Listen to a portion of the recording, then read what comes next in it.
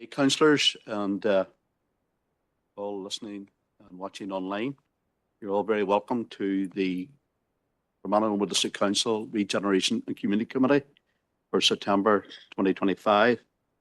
This evening, Tuesday the 9th of September 2025, and it's been in the Grange, Omagh. First of all, can I welcome, obviously, our directors, Sinead McAvoy, Director of Regeneration and Planning, and John Boyle, the Director of Community and Wellbeing, and also Democratic Services Officers, Heather and Ronan, and in IT, we have Selena. We have quite a hefty agenda with councillor powers have been delegated to 5 items. So with your cooperation, we'll try and get through the business best we can. So thank you. First on the agenda, we'll go to apologies, if any. There were several councillors online, several in the chamber. Okay, not seeing any hands up. Can I just remind the councillors who are online on WebEx to have your cameras on? And I know it's an excuse for Adam Gannon, Councillor Adam Gannon at this stage, but we hope to see him later on on screen. Thank you. Item 2, sign the minutes of the previous. Sorry.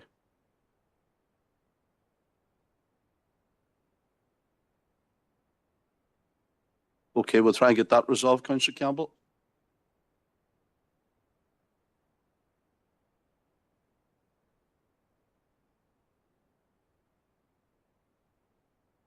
Yeah.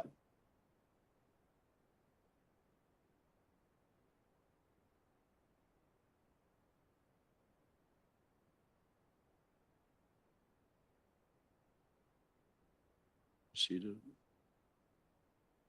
Yeah.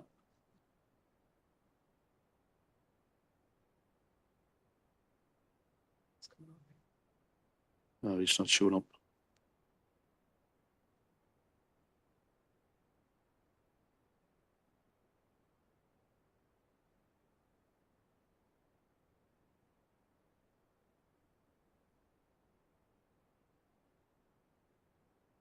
Hello.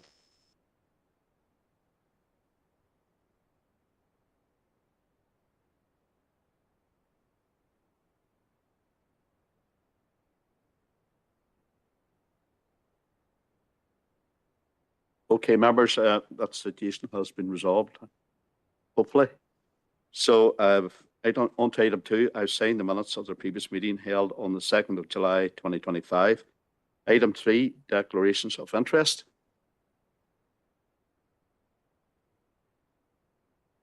Okay, I'm not seeing any of those either.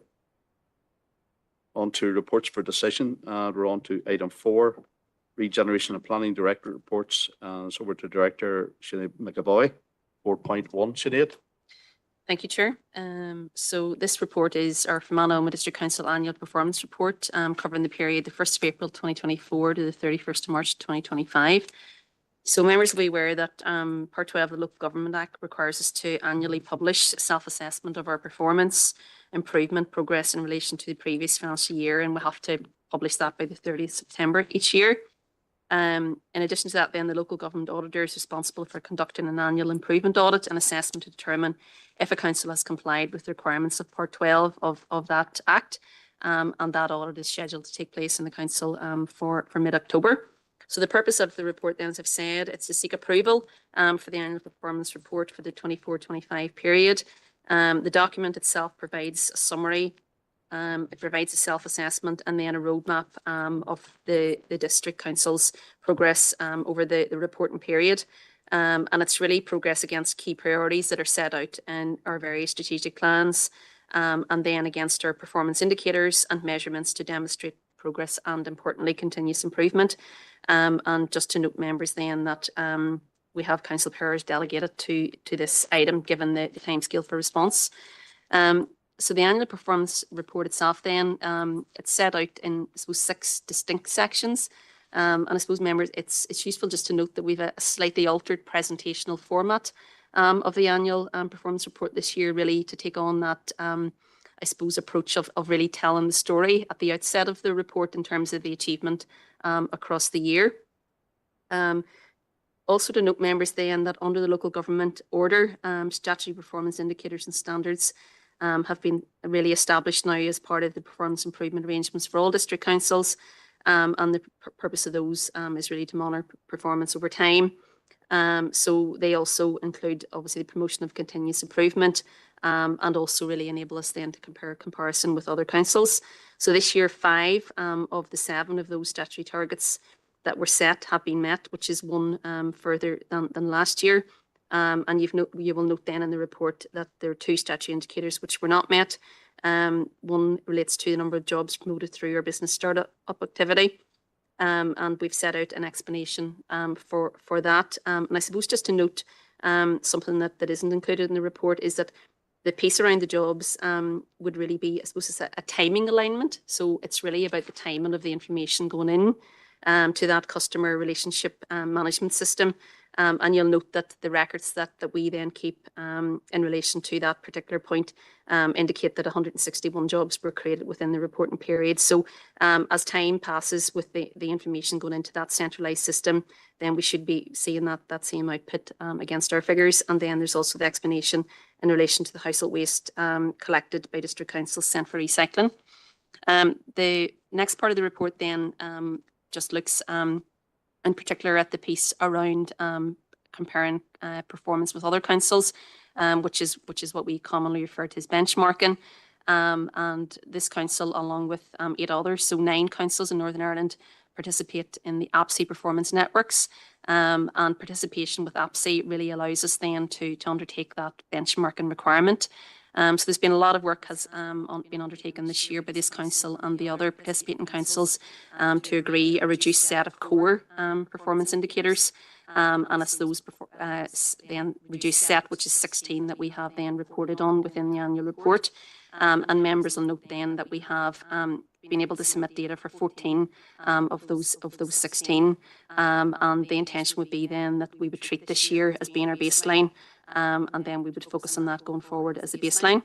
Also to note then the financial overview section of the annual report and some of the financial indicators within the report are included, but just that they are subject to external audit and that audited information will be available by the 30th of September. So we have a note within the report just to highlight that. So the annual report then is attached at Appendix 1 to the paper. And the recommendation then from members is that the council approves the annual report the 1st of April 2024 to the 31st of March 2025 for publication in advance of the statutory deadline of the 30th of September. Okay, thanks very much, Sinead, for taking us through that. It's quite a lengthy document as well, and it's well set out for everyone. So would any comments or else a proposer and seconder for the adoption? Councillor McElduff. Yeah, thank you, Chair. Just in relation to ED1 there on page 2, Sinead has referred to it, the number of jobs promoted through business startup activity. And I do note the point that the actual figure might be an underrepresentation because of the data collating system. But how would we aim to improve upon that? How would we turn that around? You know, that'd be my question. Thank you, Chair. Thank you, Councillor McElduff. Sinead. So I suppose we have our Go Succeed programme, and I suppose that's a significant programme for all of the councils, and particularly for Fermanagh District Council, and we've had a lot of success through that. So I know that there's been a lot of I suppose businesses are either coming forward wanting to start out as a new business or certainly expand as part of that. So I would see the Go Succeed programme as being a significant step as part of that. We've also been undertaking our various different business support clinics across the district. We've already had 3 of those take place with a further one tomorrow night in Enniskillen. And I suppose those are important because that takes all of I suppose the key partners in relation to this particular I suppose measure into the same room. It allows for those that are coming forward, maybe wanting to start a business or even to expand, to understand the supports that are available. So I would hope that that step in the process as well would allow us to focus on that. And then I'm also mindful that we have funding coming through in terms of our local economic partnership, our sub-regional action plan. And hopefully then that would see some support through to businesses, which may in turn indirectly then see some jobs through that process as well. Well, I'll get you switched on here, please. Future. Go ahead. Economic development is a grand title, but I don't think we're making enough use of business support. A title, a subtitle, because I think if you speak to local businesses and you tell them that the council has an economic development function, that's one thing. But they seem to respond better when you tell them that the council has a business support function. Like your first protocol in relation to business support, you might then be referred to the enterprise company or to Invest NI. But I think if we get the message out that we're a front of house first protocol in relation to business support, it just might help. It's just a switch of name. Thank you, Chair. Thank you, Councillor McAduff. Councillor Allen Rainey, MBE. Councillor McAduff. On the propose that, I second it. Okay, thank you. Councillor Rosemary Barton. Thank you very much. I'm reading through the report. I'm looking at page 89, I think. Yeah, page 89, P130A.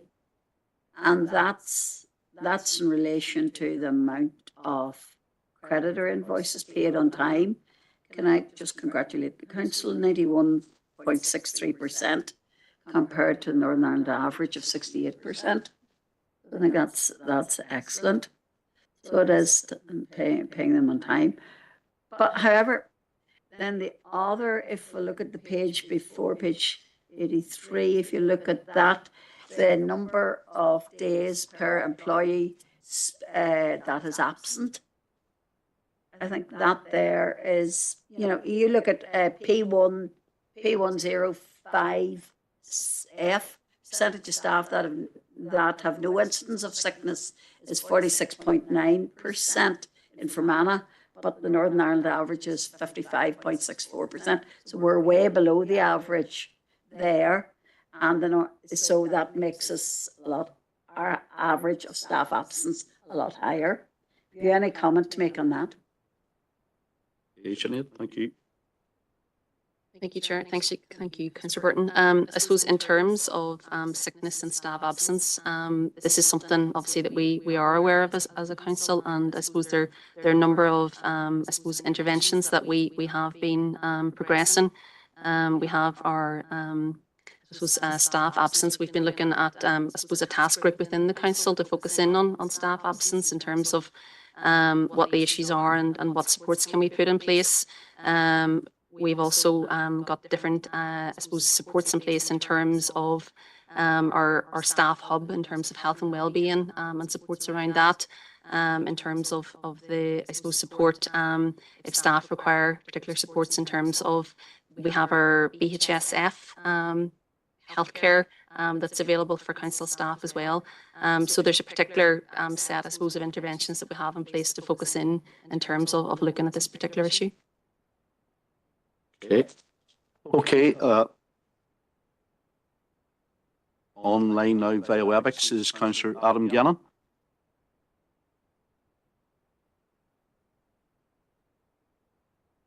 Sorry for the delay there. It's the first time using the WebEx on this laptop there, and apologies for being a couple of moments late into the meeting there, but I just arrived in time for that start of that report. A couple of questions around it, and I note that this report does very closely link with our corporate plan, or the review of where we are in the corporate plan and 6.1 of this agenda. Just in terms of that ED1 that was mentioned, so the target's 170, and that's an external target that's set for us. Is every council set the same, or is that being kind of developed specifically for us in our area. The other thing in terms of that CRM, we reckon, according to our statistics, 161, but the CRM's 136. How will that show? Because obviously we're submitting this for reporting now.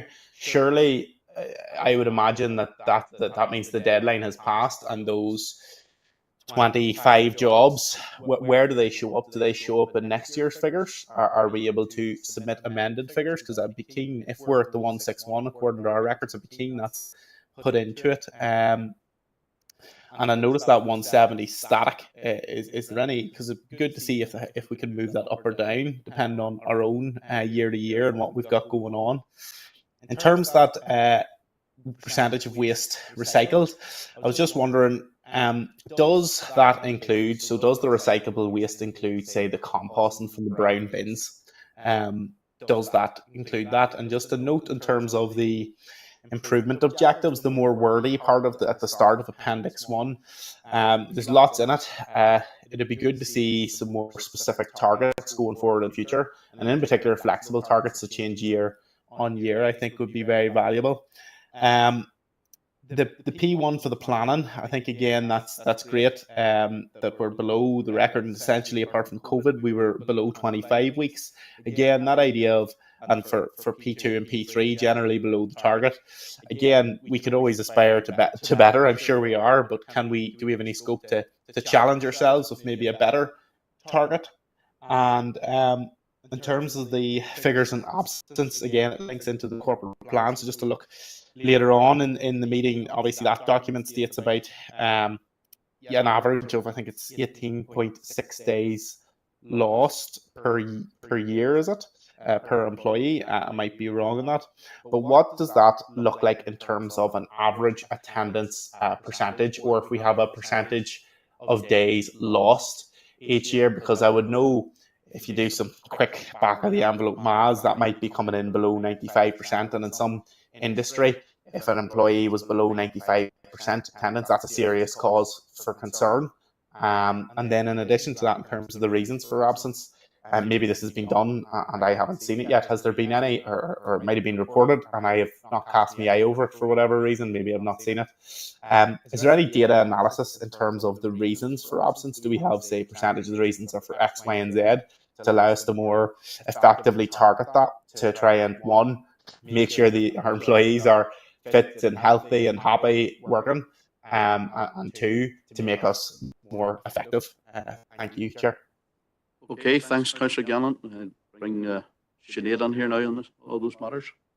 Thank you, Chair. And hopefully I've picked up on all of them, but if I haven't picked up on all of them, Councillor Gannon, please come back in and remind me of them. So I suppose in relation to the first one around the 170, as I understand it, that would be a target for the council. So I suppose the indicator is a statutory indicator. And in terms of the timing of that and how we reflect that through.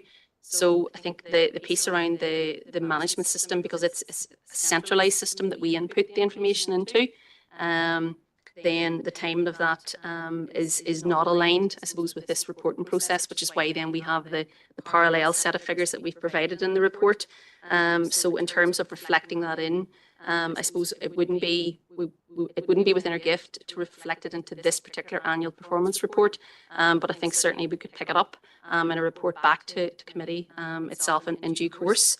In terms of the absence figures, and in terms of the detail around the reasons for absence, yes, the council would have, I suppose, broad categories to explain what the broad categories of reasons are for absence, and some of that may well be reported through to our P&R committee. I'm not sure if some of it may go through as confidential reports, but certainly we do have that data to understand what the reasons are, to allow us, I suppose, then to put supports and supports in place around that. There was a question, I think, as well around average days lost per year.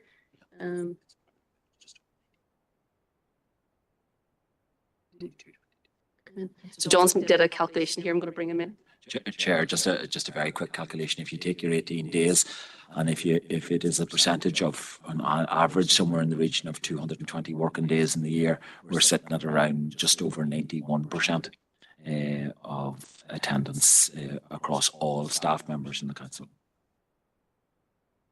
And just was going to come just in on the recycling one as well. My understanding would be that that would include our brown bin, so it wouldn't just be the blue bin. That would also include the brown bin. So hopefully I've picked up all of those, but if I haven't, come back to me. Okay, Councillor Gannon. If possible, Chair, thanks for the quick maths there, John. 91% is a worryingly low figure. Just kind of a proposal then, I think as these are statutory targets and we have to go through that CRM for reporting, I think it's very bad form that CRM and the statutory don't line up, because obviously all councils will be impacted by that. So I would propose that we write to whoever the responsible body is for that to ensure that the CRM reporting system allows us to fully report by the statutory deadlines that we've been provided, that 30th of September, because otherwise it's a false measure that just doesn't work. And thank you, Sinead, for all your answers there. Much appreciated. Well, thanks, Councillor Gannon. Thank you to Sinead and John for your answers. There's no one else. If you can lower your hand, Councillor Gannon, please. Okay, just with regard to the report itself, it has been proposed by Councillor Barry McAduff, seconded by Councillor Alan Rainey, MBE. Are we all agreed on the report? Agreed. And it's now being proposed, as outlined by Councillor Gannon, that there's a letter be sent to the relevant body. Have we got a seconder for that proposal?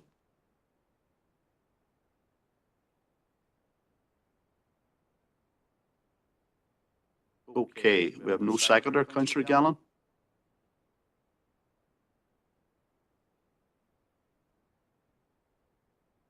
That's that. Read with the report.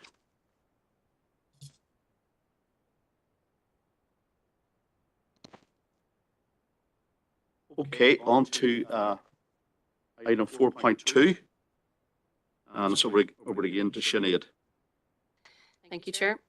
So the purpose of this report then is to provide members with an overview of the consultation on shaping sustainable places, which is jointly promoted by Department for Communities, Department for Infrastructure, and then also Department of Agriculture, Environment and Rural Affairs. And the actual consultation then is attached to Appendix 1. The Council's proposed draft response is attached to Appendix 2. And just to note, members, that the council powers have also been delegated to this item, just given the timescale for the response. So the consultation itself explains that the proposed Shaping Sustainable Places joint up strategic response on how towns, villages and settlements are under pressure and rapid changes in retail, the rise of online commerce and the legacy of the COVID pandemic, which is resulting in, as they've noted, increased vacancy, dereliction, neglected places that once thrived as centres of community life. So I suppose the aim objective of the particular proposal is to put communities at the centre of reimagining their place for living, learning, work and culture and play, and to tackle a number of things, including vacancy, dereliction, through interventions that promote, I suppose, adaptive reuse, and to give places back to people, creating spaces where they can gather and spend time, and then importantly to deliver practical solutions to make communities stronger, safer and better. The consultation really acknowledges that the future of our communities really depends on how we, I suppose, nurture, shape and invest our towns, villages and settlements, and it then seeks views on a community-focused approach to that. Just to note then in paragraph 2.4, members, if it was delivered as a proposed consultation is set out presently, the Shaping Sustainable Places would provide a minimum of 150 million of executive funding over 10 years. So that would be 50 million from each of the contributing departments, and the funding then would be allocated across all 11 councils, and then each council would be delivering individually in partnership with DFC. And just to note, the consultation proposes that local councils will be asked to contribute then a minimum of an additional 10% of the funding that they would receive. So just to note, I suppose we're ultimately saying in the attached response that the council welcomes the opportunity to respond And we've set out the need for shaping sustainable places, really to take cognizance of the partnership and learning and knowledge that really has come from our working with central government previously on the capital COVID Recovery Revitalisation Scheme and the COVID Recovery Settlement, Small Settlement Regeneration Programme. I suppose to take that forward and to learn from the good practice from that. And due to the critical need for investment, members will note that in the draft response, there's a time frame of 10 years proposed for the delivery of this, but we have suggested in the draft response that that should actually really be reduced to a 5-year period. In terms of, I suppose, having an impact in terms of the delivery of the actual proposals. The other thing I was going to just draw members' attention to, Chair, if you don't mind, is we have a piece of correspondence then later on in the agenda from our DAERA Minister, which is in response to a query we had asked them in relation to Shaping Sustainable Places programme. And members will note within that then, it's at 8.4.1 of the agenda, that the Minister in that has confirmed that the current proposals do not restrict eligible settlements by population size. So they've noted, the Minister's noted that rural settlements with populations of 5,000 and below are within the scope of the proposed Shaping Sustainable Places programme. So that's not a point that probably was clearly obvious in the consultation document itself. I think it's to be welcomed that the Minister has clarified that. So the consultation response then, our draft response, is attached to Appendix 2. That letter would have come in after we had completed this draft response.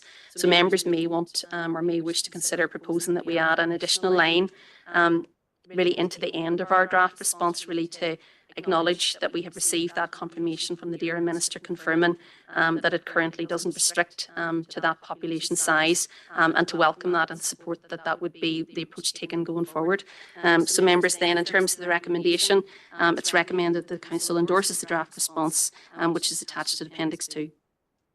Okay, thanks again, Sinead. The chamber here now, Councillor Seamus Green. Thanks, Chair, and thanks, Sinead, for that. I suppose a couple of things. I'm happy to propose that line be added to our response. The other thing is, just when we were talking about sustainable developments and villages, it came into my head that if you look around a lot of the larger towns like Oma and Enniskillen and Lisnaskea and that, a lot of the shops now are being replaced by charity shops. And the thing around charity shops is I don't think they pay rates, which seems to encourage them to open and keep going. Now, that's my understanding of them. I'm happy to be corrected in that. But I suppose, who has the responsibility on that? Because what I'm thinking is to sustain the kind of development in villages and that, would an initiative of, we'll say, given a year without rates or 2 years without rates, encourage small businesses, shops and small businesses to start up and give them a leg up? Who has that responsibility? Is it something the council can do, or is it Stormont or that? And I suppose the other thing around sustaining villages and towns and that is a thing I have mentioned before, is around these undeveloped sites that's in towns and villages, especially the ones that's held by large developers, sites probably of more than 8 or 10 houses that's just sitting there being banked, waiting for a day to come when they'd be worth a lot more, instead of building on them. And my proposal was that they should be actually taxed almost like a rates every year on them, that they sit there. So just them couple of things. I don't know whether they can be added or not, or whether they're relevant to this or not, but around the charity shops, I'd like to know who has responsibility. Thanks, Councillor Green. Sinead? Thank you, Chair. I probably would need to come back in relation to the rates. My understanding is that charity shops may pay reduced rates. I'm not sure that they don't pay any rates, so that's my understanding. But I would need to just clarify that. And in terms of some sort of like, if you want to call it an intervention in terms of no rates, I think that may sit with either central government or LPS probably initially. We may have a role, but I don't think it would be a decision point for us specifically. And then in relation to the piece around I suppose the banking of land, I have in the director's report, I have just an update around that particular point just later on in the report. Thank you, Sinead. Now into the chamber again, and we have Councillor Tommy Maguire. Gurmanga Carley, and again, similar to Councillor Greeno, is coming in to propose that inclusion, as outlined by Sinead, that reference to the population of less than 5,000. It's many years ago now that we were addressing that issue at the partnership panel with very little success, but I suppose I'm delighted to see it included now, and it should be of great benefit to the smaller settlements in our rural area. Gurmanga, Chair, thank you. So you're happy to second the document and the inclusion? Okay, thank you.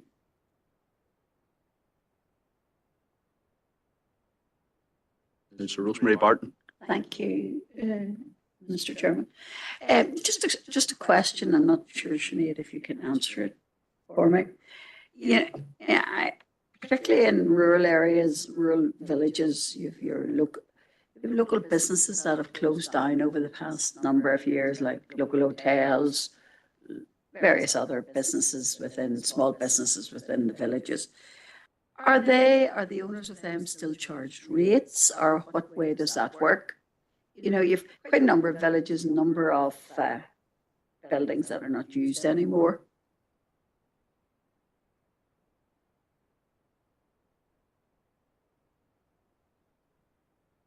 Just getting clarification here. Sinead. My initial thought on that, Chair, is that there may be a reduction around vacancy, but I would want to just clarify that precisely and come back to you directly on it, if that's okay. Yeah, indeed. Thank you. Councillor Barton, thank you, Sinead. Now over to Mr. Barry McAduff. Thank you, Chair. Dereliction's a big thing, isn't it? And it can blight a town or a village. So I'm just wondering if there's any response from the director on how to overcome dereliction. How can that best be achieved? Like in the south, I think there's compulsory purchase orders. They're achieved a lot easier, I think, than maybe the powers we have. To turn things around in a place. Sometimes, a village or a town is held to ransom, is blighted completely by dereliction, and it contributes to a feeling of despair, in terms of regeneration. And then I'm just wondering, does this programme contain any rural development programme type potential? We're all looking for a replacement for the RDP, which is a casualty, you could say, of Brexit, of exit from the European Union. So is this in the spirit of replacing some of that? If not, where's the replacement coming from? Thank you. Thank you, Councillor McAduff. Sinead. Thank you, Chair. I suppose the piece around dereliction, Councillor, I suppose we've picked that out, I suppose, within this response. I think this particular programme, and I suppose some of the interventions that may come forward as part of that could actually focus on dereliction if that was what the council wanted to focus the funding on. So that could be an intervention on that particular focus. In terms of how do we do that, and the rural development fund, again, I think probably if this funding package comes forward as it's proposed, again, I think there's probably an opportunity for us to use some of it in that manner. But I wouldn't necessarily see it as being a direct replacement, but it certainly could have an impact. Okay, thank you. Okay, there are no more speakers. It's been proposed by Councillor Seamus Green and seconded by Mr. Tommy Maguire, and that's with the inclusion and all that the document is agreed. Agreed? Thank you.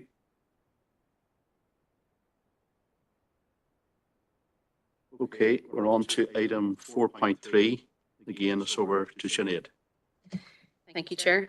So the purpose of this report then is to provide an overview of the consultation from Department for Infrastructure on its transport strategy.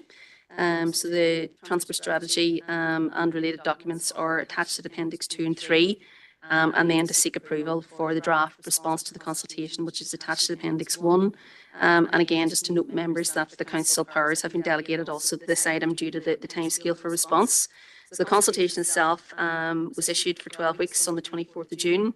The consultation explains that the transport strategy sets out clear vision for a transport system that enables economic growth, strengthens regional balance and enhances connectivity. It acknowledges that transport is not just about infrastructure, it's about the people who rely on it daily, and there's a commitment to build a system that's safe, efficient and inclusive, ensuring that everyone, regardless of their location, income or ability, can access opportunities they need to thrive. The consultation also notes then the primary aim of the strategy is really to develop a sustainable transport system that ultimately reduces carbon emissions, improves air quality, and enhances the public health through active travel and public transport options. And it really then sets out the role of transport as being a social, economic and environmental enabler. In terms of the detail of the consultation, it explains integration of transport planning with land use planning policies also promoted within it, and obviously that's really important in terms of creating cohesive, vibrant and connected urban environments, and then also that link very closely to economic growth and community well-being. The transport strategy itself then is developed around 4 strategic priorities for transport, and each of those then contribute to the Sustainable Development Goals.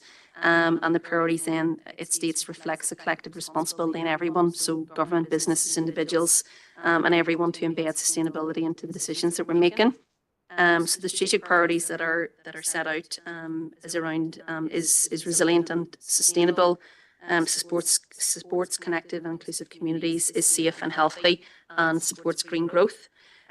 So Section 2.3 then of the report, members, we've sought really to pull out, I suppose, a summary of the main points then that are covered in our draft consultation response. So I suppose ultimately what we're saying in our draft response to Appendix 1 is the Council agrees the transport system must enable economic growth, strengthen regional balance and enhance our connectivity. And we obviously support the commitment to build a system that's safe, efficient and inclusive for everyone to use and to allow opportunities to thrive. We've noted in our response that we're hugely disappointed that the commitment to deliver the new A5 Western Transport Corridor has not been reinforced and set out in some detail within the transport strategy and the supporting documents, as this will ensure a safer transport system in Northern Ireland. We've also noted in the response that the Council remain concerned that the All-Ireland Strategic Rail Review proposes that County Fermanagh would remain the only county in the island of Ireland without a rail connection. And in the response, we're saying the Council calls for this to be reconsidered as part of the transport strategy. We've also included commentary around expenditure in our roads maintenance. As we know, it's lower in the district than elsewhere on a comparative per kilometre road basis.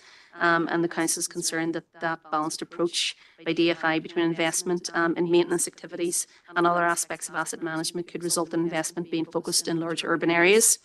The Council is also concerned that the delivery plans referred to within the transport strategy, that is our active delivery travel plan, the Fermanagh Transport Plan and the All-Ireland Strategic Review, don't actually reflect the ambition of the transport strategy itself and won't necessarily deliver on the commitments that are set out in the transport strategy. We've also noted the lack of transport infrastructure in rural areas, especially in the Council area, and that remains a serious concern to the Council. And we've also noted in our response that there's no firm commitment in it to deliver any additional infrastructure or transport options in rural areas. And I suppose there remains a concern that budgetary constraints will significantly impact on any meaningful delivery within the district. We've also noted that there's a focus, as we see it in the transport strategy, on urban areas. And we've noted that that's evident in the investment section, which explains that investment decisions will give weight to urban and interurban bus service improvements that have the potential to increase accessibility to help reduce significant modal shift. So we see that approach really in terms of investment and decision making as of concern, potential adverse impact on rural communities. And we also note then that the transport strategy doesn't take into account the importance of cross-border connectivity as part of that. So that's a summary of the main points which are addressed then in detail in the response. And members then, the recommendation is it's recommended the Council endorses the draft response to the consultation on the transport strategy as outlined in Appendix 1. Thank you very much, Sinead. Again, a very comprehensive document. And first of all, we go to Councillor Glenn Campbell in the chamber. Yes, Carly, thank you. And I want to thank our officers for, as you say, a very comprehensive response. 21 pages, and I think it captures well the views expressed in this chamber, and I think, this is a high-level regional transport strategy.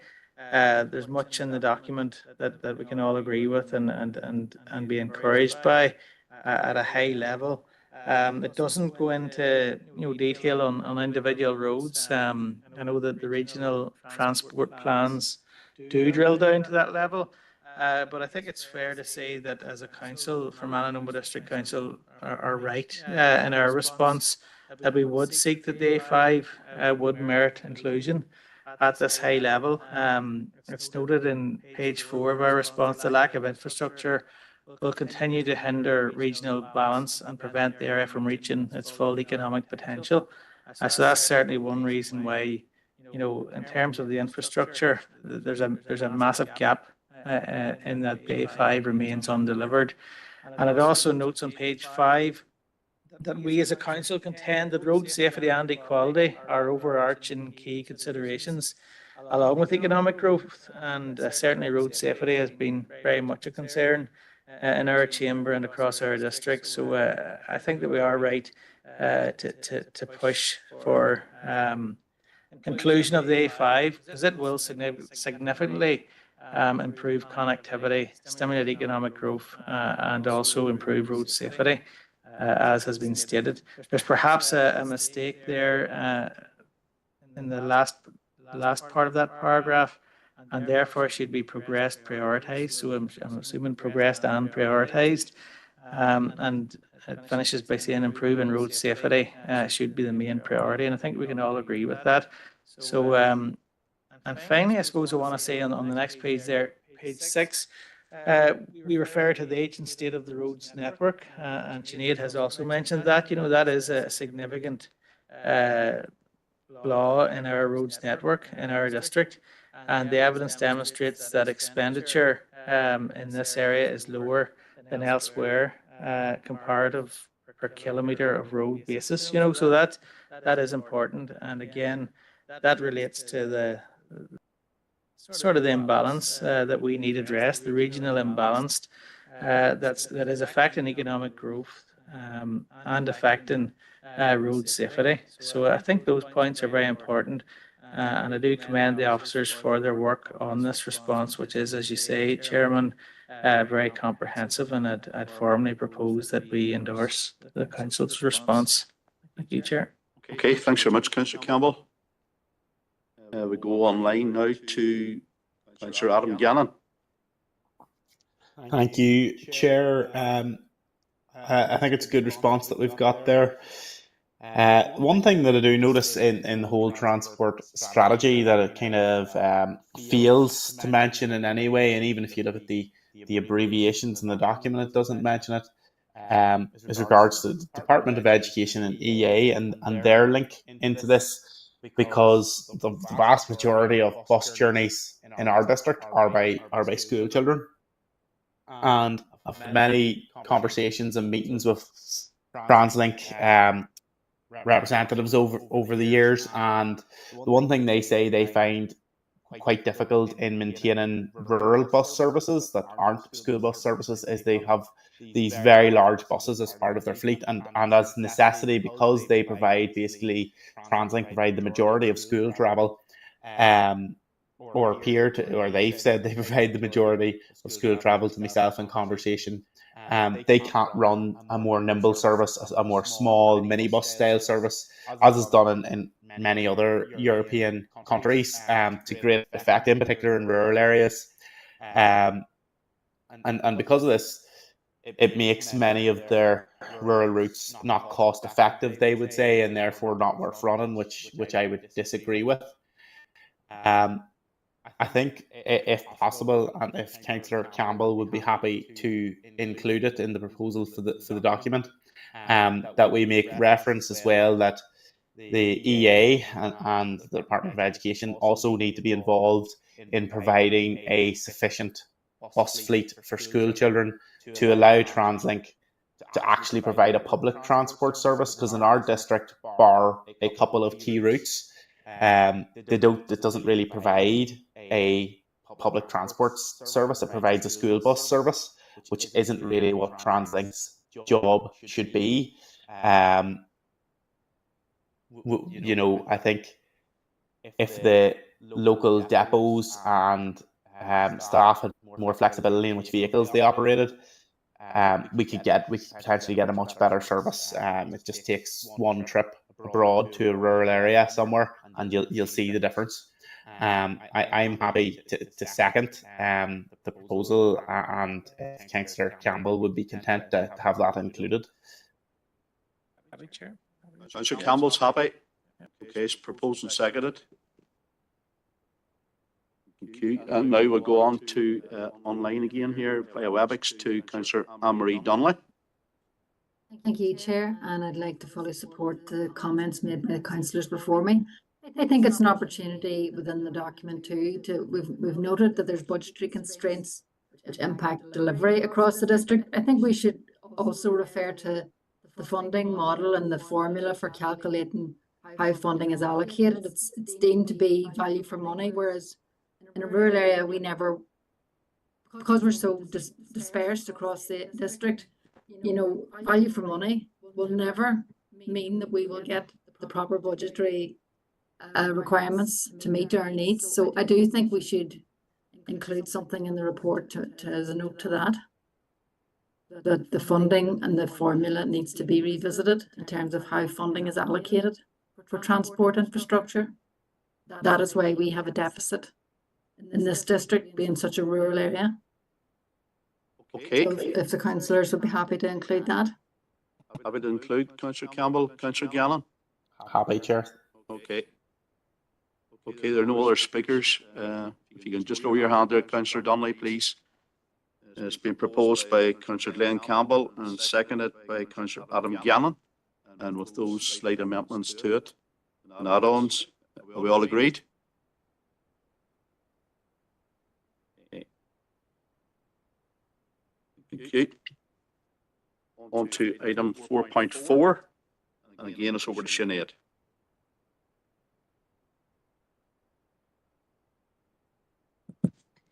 Thank you, Chair. So this report is a draft response to the unadopted development private members bill consultation. So private members bill consultation on unadopted development is being launched by Deborah Erskine MLA, and the council's obviously been then notified of it as a stakeholder. The proposals, amongst other things, aim to improve protection and support residents in existing unadopted developments. And it's just, I suppose, to note for background members that a previous report on unadopted estates and land slippage was presented to RNC Committee back in November 2022, and we've attached that at Appendix 4 and 4A of this report for members' information. So the public consultation opened on the 26th. That date must not be correct. The 26th of September, but that's an error in the drafting. And a response is attached at Appendix 1. So just to note, then, members are reminded that council powers have been delegated to this item. So when submitting, I suppose, just in terms of key issues, when submitting an application for planning permission, members will be aware that an applicant may also require or seek a determination known as private streets. And that then would really set out the position, width and arrangements of those, and then that would be they would be adopted by DFI in due course. The areas that would be included in that, as members will be aware, includes our roads, footways, cycle tracks and footpaths and splays, and the verges, and then whatever DFI would consider necessary for public access and passage. To be adopted, the development must be laid out in accordance with the Creating Places Design Guide, and then constructed to the standards set out in the private streets regulations. And before commencing any building works, then developers will contact DFI to put all of that necessary agreement and bond in place. If the developer then were to default, the FIA is able to use the bond as a leverage with the developer, or they can take action under the private streets order and use the bond then to make good the works that have not been provided in accordance with the standards. It's important just to note the council doesn't hold any powers in relation to specifically to the bond process or unadopted developments. The public consultation itself then explains that many homeowners living in housing developments where that essential structure isn't formally adopted. So there are many of those, and they're known as we've referred to as unadopted developments. And there may be a variety of reasons why development is unadopted, including perhaps a developer becoming insolvent, and that can result in there being no actual named individual, or no homeowner can then hold anyone responsible for ensuring that the development meets the standards. So the aim of the consultation is set out there at paragraph 2.7 of the report.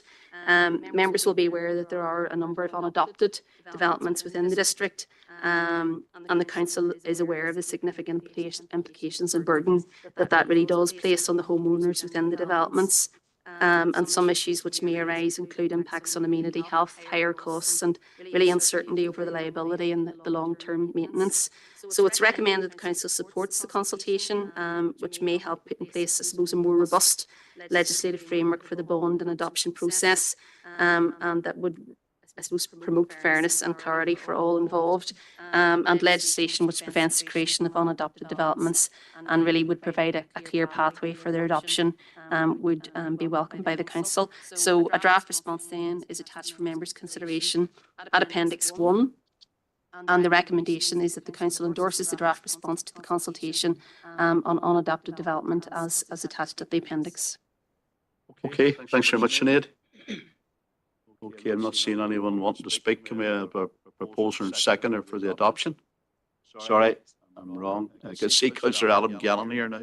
Councillor Gannon, come on via WebEx. Thank you, Chair. I'm really glad to see this legislation is being brought. There's many things I disagree with the DUP on, but fair play to Deborah Erskine for bringing this. It's very important. The one thing I will say that has been noted is obviously the bonds. We've said that we feel that they're too low.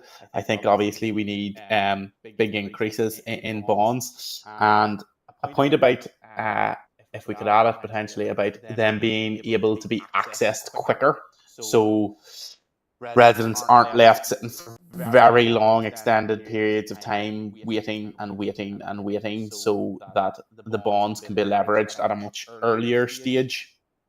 As well as that, I don't know if there's scope within the questions from my reading, but it may be worth, obviously, when a planning application comes in, you have to take every planning application on its individual merit without necessarily considering the developers or the person applying for it, their previous track record on delivering. Every application has to be taken on its own. I think there may be scope to add in something along the lines of that if someone or a developer has produced an estate previously that was unadopted for whatever reason, or they did not complete their responsibilities as part of it, that actually the planning in local councils can take that into consideration when it comes to, is this person or is this company or developer an appropriate developer to grant planning permission to again, because I think that would be important, because developers go out of business, leave a place unadopted, set up a new company a few years down the line, and rinse and repeat.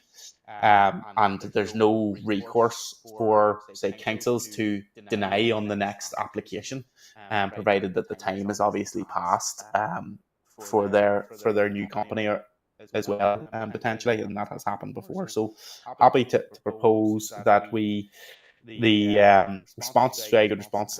Perhaps we could add in those additional points if there's appropriate places to do so. Thanks, Councillor Gannon. I'm just going to bring in our director, Sinead, here, just to answer a few of those queries, but I'm not sure where would we stand with that one.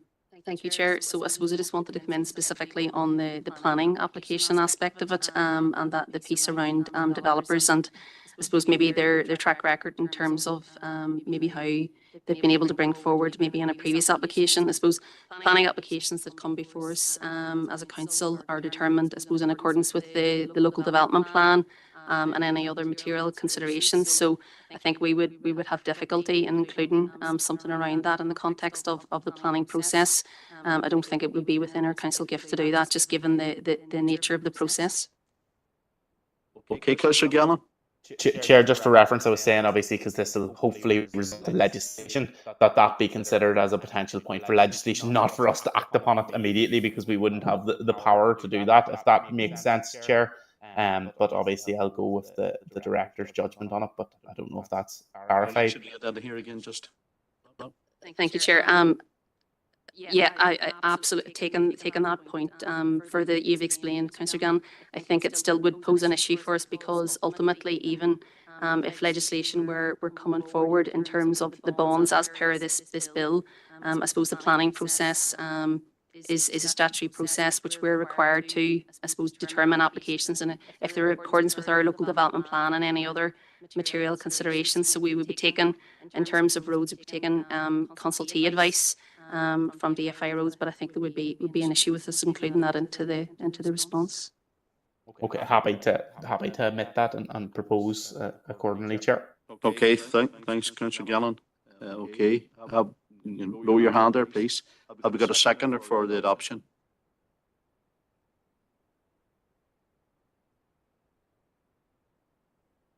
Councillor Alan Rainey, MBE. Okay, it's been proposed and seconded. Are we all agreed? Can you? Let's see where we're on to 4.5. And to bring Sinead on here again. Thank you, Chair. So this is a report in relation to tourism development initiatives update. So the purpose of the report is to provide members with an update and seek approval on a number of items. So in relation to co-sponsorship of the Hospitality Exchange 2025, in relation to an issuing a letter of intent to Monaghan County Council, Reshared Ireland, and then also an update in terms of the Fermanagh and Omagh Tourism Cluster Network. So in relation to the Hospitality Exchange then, members will note in the report that correspondence has been received from the Northern Ireland Hotels Federation, inviting the Council to become a co-sponsor of the two-day Exchange 2025 event. And to be included then in the final programme, which is circulated to an industry database.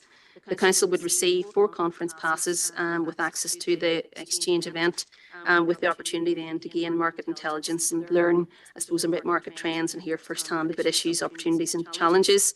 So attached for members' consideration then at Appendix 1 is a draft programme for the two-day event, which is due to take place in the Crown Hotel, Plaza Hotel in Belfast.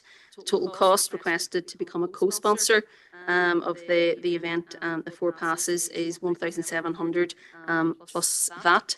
And as the hospitality sector continues to evolve, this year's programme will explore the 3 central themes that are set out within the report, which is excelling, engaging and evolving. Moving on then to section 2.2 of the report, this is a letter of support to Monaghan County Council in the context of the Slieve Bay Shared Island project. And members will be aware that earlier in the year, the Shared Island Unit had announced funding for several projects, which included an ecotourism project for the Slieve Bay region. And as project lead then, Monaghan County Council has requested a letter of support confirming that the Council will make an annual contribution of €27,000 to a staff resource for up to 5 years on an equal basis with Mid-Ulster Council and also with Monaghan County Council. So it's proposed in the report that a letter of intent is issued confirming the Council's support, but that would then be subject to the annual estimates process. And then the third item in the report is in relation to the Fermanagh and Omagh Sustainable Tourism Network event. So that was established late in 2023 after an open call to the industry. And the network has continued to meet on a regular basis, and that's facilitated by dedicated tourism mentors with the purpose really of forming good working relationships through collaboration and the importance of networking. and a further open call for new members was undertaken in May and June 25, with several additional businesses seeking to become involved. Following on then from the September 2024 network event in Mahon's Hotel, just to note then that it's planned that to host the 2025 network event in the Ulster American Folk Park on the 25th of September. And businesses across the district then will come together at that event to hear about the opportunities for skills and tourism experience development. And members will note then that the agenda also includes representatives from Southwest College and Tourism NI as well as the council. So just to note then, members, in terms of the financial implications of the report, we've noted that the costs associated with the Hospitality Exchange 2025 and the contribution to the Slieve Bay Shared Island project have been included within the Economic Development Investment Budget for 25-26. But obviously in the context of the Slieve Bay project, then that would need to be factored into the annual estimates process going forward. So the recommendation then is that Council approves a 1,700 contribution to the Hospitality Exchange Conference as a co-sponsor, approves a letter of intent to be issued to Monaghan County Council confirming an annual contribution of staff resource of €27,000 up to 5 years for the Slieve Bay Island project, but subject to the annual estimates process, and notes the update in relation to the Fermanagh and Omagh Sustainable Tourism Network. Okay, thank you very much, Sinead. Now we go to the chamber and Councillor Barry McAduff. Thank you, Chair. There's 3 recommendations there. I'd be very comfortable with the second one and the third one. Just want to ask the question, from previous experience, what value have we gained from the Hospitality Exchange? Like, I availed of one of those passes one of the years, and it wasn't a big hit, from my point of view, from the point of view of us trying to promote our council area. And I didn't see anybody else from this council area at it. So I'm just wondering, is that just, ritualistic on our part to agree to that and to pay up the money, but make no real input ourselves, gain nothing from it? I think the purpose of these things is, if you ever go, is to make an assessment as to whether it's worthwhile or not. So again, it's the same venue, handy to the airport, handy, there's no sense of west of the Ban or our council area and where we fit in the tourism reckoning. So I would be just asking the director to comment on the value for money aspect of this from our council point of view. The first recommendation, is it ritualistic? Are we just going through the motions? Are we going to make any contribution? Is there 4 people going to go up the road, make a contribution, come back down the road wiser? Or is it just a ritual that we're going through the motions? Thank you, Chair. Thank you, Councillor McAduff. Sinead? Thank you, Chair, and thank you, Councillor McAduff, for the questions. I suppose what we've set out in the report is that, I suppose, the attendance and going along to it is an opportunity to gain the market intelligence and to learn about the trends and to hear about the issues, opportunities and challenges. I think to do that, then what we would need to do is ensure that we are then sharing that learning through, whether it's a report, I suppose as a debrief really from the exchange back into the chamber, or whether it's actually through as part of maybe one of our VED partnership meetings. But I think that would need to be then the next step in the process. The learning needs to be shared across officers and the council members. Hold on, I'll get you on again here. Is that we have already done this. We've paid up. People either went or didn't go. Was there any report came back in the past about its value or otherwise? Was it fed into any committee, any structure? Because I get the feeling that this is an event that doesn't really advantage our council area, but it could be wrong. It could be wrong. I'm just exercising the challenge function. Are we spending close to £2,000 ritualistically without any evaluation of its importance or otherwise?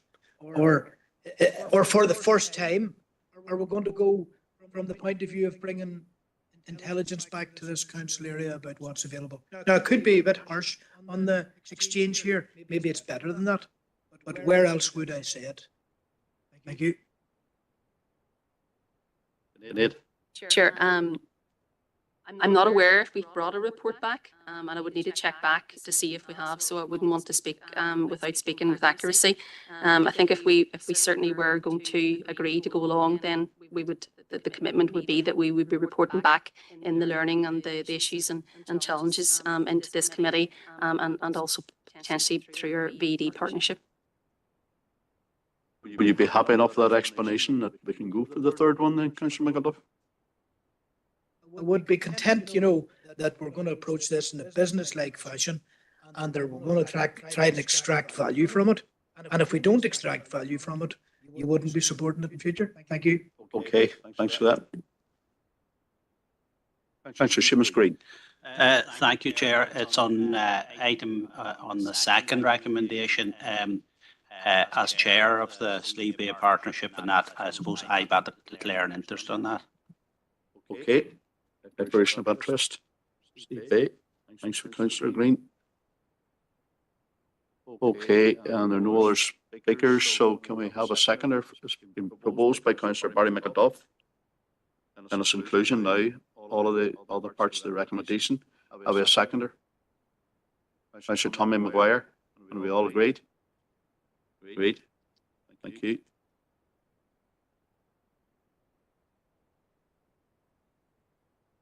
Right.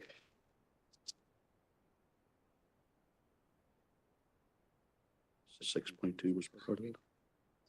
Okay, and I'm on, keeping with Sinead here, we're going to bring something forward here, and that is item 6.2.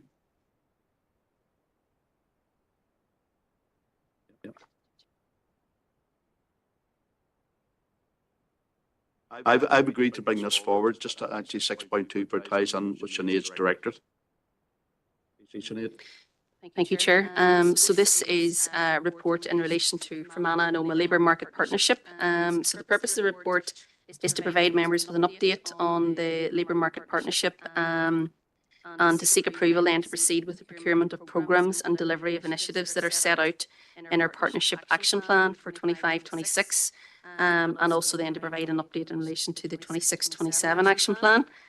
So in terms of key issues then, the draft action plan for 25-26, and then the action plan for 26-27 are attached to Appendix 1. Those were presented to our Regional Labour Market Partnership back in October 2024. The action plan has been developed to align with the strategic priorities set out by DFC during the development of the programme. And the priorities which are set out below really have provided overarching framework for shaping then the objectives and the activities and the intended outcomes of the action plan. So members will note that SP1 is to form and successfully deliver the functions of the LMP for the area, to improve employability outcomes and our labour market conditions, and to promote and support delivery of existing employability or skills provision available regionally or locally. So following approval then of the LMP action plans, the Department for Community submitted an LMP business case to the Department of Finance, seeking funding approval for the 25-26 and 26-27 period. And in May 2025, the Department of Finance then approved the business case. However, the funding offers were not confirmed at that stage. On the 25th of May then, DFC issued a letter of offer to the value of £382,533 to deliver the initiatives within the 25-26 action plan before the 31st of March 2026. And members, just to note that paragraph 2.2 that was actually less than what had actually been requested, which was we had requested more than that, but it's 104,000 lower than what had been. So I suppose this is reflective of previous years. DFC have advised that the funding for the 26-27 action plan is to be determined when the budgets then are being reviewed for the 26-27 financial year. So following then that reduced letter of offer, the revised budget schedule prioritising initiatives then was submitted to DFC, and that's set out in Appendix 3. And as part of the 24-25 procurement exercise, the contracts for the delivery of the LMP initiatives included provisions for 2 potential extensions periods covering 25-26 and 26-27. So those extensions remain conditional upon the departmental funding being secured, the successful achievement of the performance measures as specified below, and then the findings of the annual strategic assessment review, which are all part of the process. So in terms of the recommendation then, members, the recommendation is that the council notes the Fermanagh LMP action plan for 26-27, notes the update on the Fermanagh LMP funding, and approves the request to proceed with procurement for the programmes and initiatives that are set out in the action plan for 25-26, which are attached then at Appendix 1. Okay, thank you again very much, Sinead, for that.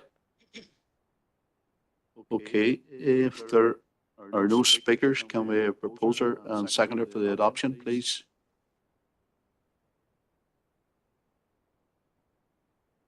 Councillor Buchanan, seconded by Councillor Alan Rainey, MBE. Okay, all agreed? Thanks so much, Sinead. Okay, we're now on to Community and Wellbeing Director reports.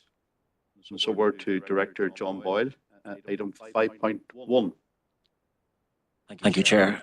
Yes, the item 5.1 is a response to the Northern Ireland Executive draft anti-poverty strategy 2025 to 2035 and the delivery of a local hardship fund. Chair, just to point out that again, council powers have been delegated for this item due to the fact that the consultation closes on the 19th of September. Two elements to the report itself. One is the draft response to the consultation process, and the second is, as we have done last year, is to seek approval to deliver a cost of living support programme for this current financial year. Chair, we're well aware of the level of poverty in our district. We've spoken about it many times here in the chamber. And I suppose, last December, we launched our own strategy, our own anti-poverty strategy, Pathways Out of Poverty. And I suppose we led the charge, I suppose, in effect, across all councils in the region in undertaking that strategy and actions associated with it. There is no doubt that poverty inflicts hardship on 23% of our population. 23% of our population are living in relative poverty, and a higher percentage of our children in our district are experiencing relative poverty. So I suppose the importance of a regional strategy is very good. And I suppose the council really does welcome the ability to respond to the consultation in regard to that regional strategy. The regional strategy identifies three pillars for underpinning all of that strategy. One is minimising the risk of falling into poverty. The second is minimising the impact of poverty itself, and the third one is supporting people to exit out of poverty. And members will be well aware of our own strategy, which is very similar in the terms of our objectives of what we have said in our strategy itself. I know this has been well publicised, the whole anti-poverty strategy, the Northern Ireland draft anti-poverty strategy, and the consultation response, which is included in Appendix 2, it does acknowledge that work, and there has been extensive work from across the sector, from the independent expert advisory panel and the co-design group in relation to drawing up the proposals which are before members. It does the references and supports. We do reference and support the anti-poverty group strategy group's recommendations for the development of such a strategy, and really do note that there are a lot of inputs from a lot of organisations across the region in relation to the development, some of which have not been taken account of in the development of the strategy in itself. And I suppose our response calls on DFC and the executive to meaningfully engage with that body of research and the recommendations that were previously produced in relation to poverty across the region.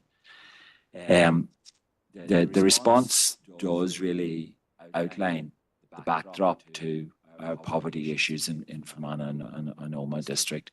I suppose we are unique in a sense in that we are rurality, and that does provide challenges itself. And we do note some of the lived experiences within our response of what people are experiencing at this point in time. And we have highlighted those already through the local anti-poverty strategy engagement group, which was facilitated by DFC.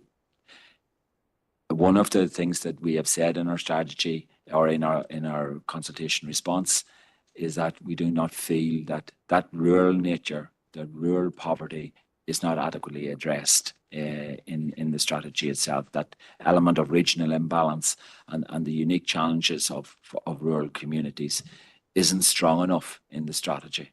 And like I say, we do have unique challenges because of the rural nature. And I would argue that much of the poverty which is experienced in our district is probably not even known because of the rural nature of our district itself.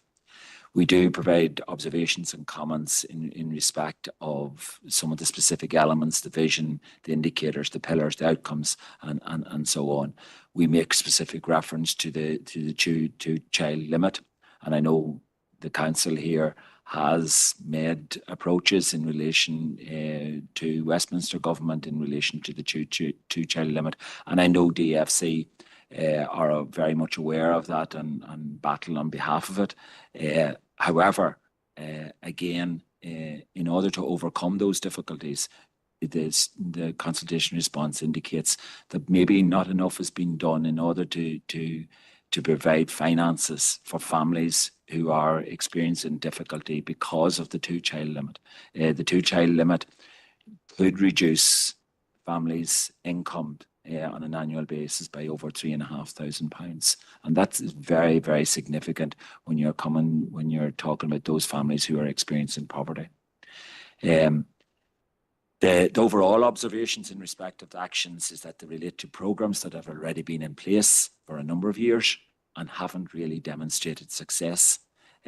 So I suppose overall, what we are seeing in our consultation response is that further thought needs to be given to the strategy, further engagement with those groups and those organisations who have the lived experiences of poverty, and indeed the lived experiences of a rural area needs to be taken into account more so. Secondly, Chair, like I've said, the Council in 24-25 made £60,000 available from our own resources to various community and voluntary organisations for direct provision of crisis support for those most at risk in our community of those experiencing poverty. And it is proposed to make available a further £60,000 in this current financial year for a cost of living support emergency fund. It would be proposed to work with local organisations that have been involved in delivering those programmes in previous years in order to roll out that need that is really great within our community. So therefore, Chair, it's recommended that the Council approves the draft Council response to the DFC consultation on the Executive's draft anti-poverty strategy and approves £60,000 to be allocated towards the cost of living support programme to fund the provision of fuel, food and discretionary support for residents through local support agencies. Thank you, Chair. Thank you very much, John. Just a quick question before I bring in Councillor McAduff. Just with regard to 60,000, can you elaborate a wee bit more on the groups who have been involved in the distribution? Yeah, Chair, we've worked with various groups, the likes of St Vincent de Paul, the Red Cross, the advice agencies and so on in the rollout of those monies. I have to say, it probably only is a drop in the ocean of what we could do. You will remember that in the 23-24 year, there were significant funds which were provided from DFC in order to overcome that imminent cost of living crisis at that time. Those funds are no longer available, and I suppose this is through identification of funds through our own revenue budgets. That 60,000 through a number of headings is that 60,000 will be made available to those such groups who currently are out there working with the community on a day in, day out basis. Thank you very much, John. Go to the chamber now and we'll bring in Councillor Barry McAduff. Okay, thank you, Chair. I'm happy to propose the recommendations. As John has said, we do have a strategy.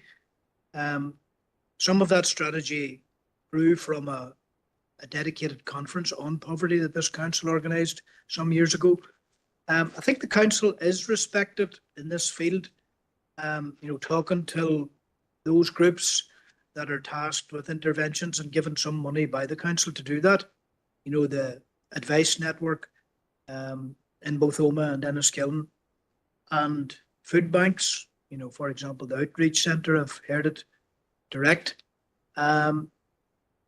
Interestingly, see there on Wednesday, the 17th of September, 7:15 till 9 o'clock in Oma Library, there's an opportunity to engage with DFC in one of 3 engagement events across the region. I was going to propose an informal meeting, but I don't think I need to, because there's an informal meeting that would the director be of a mind that an informal meeting with DFC would be of value beyond that consultation event? Chair, I don't think an informal, probably not at this stage. Just remember, and I think that actually the 17th of September meeting in Oma Library, just remember that the consultation responses are due back on the 19th. Yep. I think it is somewhat very too late. Yeah. To be holding a meeting in Oma Library to discuss the consultation response when it is due 2 days later. Okay. Well, for what it's worth, I'm going to attend that, because if I can, because some of these points will want to be reinforced, even the timing of it. And John did address, one of my questions was going to be that 60,000, that's our council money, because, and again, I was dating back in my mind, it wasn't 24, 25, it was 23, 24, when there was a significant amount of support available from DFC to councils, and then they cut it. They just cut it like that, didn't they? And then we came up with a package ourselves of 60,000, which we're repeating this year. But in that draft response, are we asking for the reinstatement of that fund, where DFC provided support to councils to work at the coalface with groups? Because if we haven't included that, I would propose the inclusion of that we would like the reinstatement of such a fund from DFC for that purpose. And I'll leave it like that. Thank you, Chair. Okay, thank you, Councillor McAduff. The chamber again, we'll go to Councillor Glenn Campbell. Carly, well, I'd be happy to second those proposals, the adoption of the report, and also the proposal that Councillor McAduff has made regarding the sort of the matched funding or the matched contribution to addressing poverty in our district. Our director, John, you had said that we're sitting at 23%. That's that figure. It's paragraph 1.3 of paper F. So that was for 2024, 25, was it, or 20? There might be just a wee typo there as well. I think it says 2034. A wee typo there. Just I feel like John Feely now, so font and stuff. It must be where I'm sitting or something. No, but I mean, it is a serious issue for our district, and 60,000, as you say, is a drop in the ocean, but it's probably a very significant contribution for those that need it. And I think we'll probably never fully appreciate that, but I think that is the case with any funding that's going where it's most needed. It's very well spent. So I commend our team for the work they do in that strategy. Chairman. Thanks very much, and you've seconded that. Thank you. It's about the universal credit system. Is it referenced in our response? Very much so, because like in Oma in the recent past, I met a gentleman who hadn't eaten that day and was hoping to eat once that day and had coins in his pocket. That's all he had. And a homeless gentleman. And he hadn't eaten that day and was awaiting the first tranche of universal credit support, was waiting a number of weeks, and I think it was due to be coming on the 2nd of September. This would have been maybe about the 25th of September, that type of thing. He was looking ahead for a further week with pennies in his pocket, homeless, and hadn't eaten that day. Now, obviously, some interventions were made on that day and the following days to support that gentleman from some of the groups that we listed here today, you know, as providing support in gaps like that. His biggest problem at that time was that his universal credit money hadn't come and wasn't due to come for another week. Thank you, Chair. Okay, thank you, Councillor McAdoo. Is it Tommy Maguire? I agree, Margaret. Carly, it's just something that's rattling about my head, so I think I'll ask the question. It's something I only recently became aware of. When we're through our pathway, John, I presume there's advice given to these people as well, because a figure that I've only just been made aware of, that within a single electric provider, there can be a variance of 9p per unit on two different scales. So 9p of a reduction, and the companies do not notify people of this variance.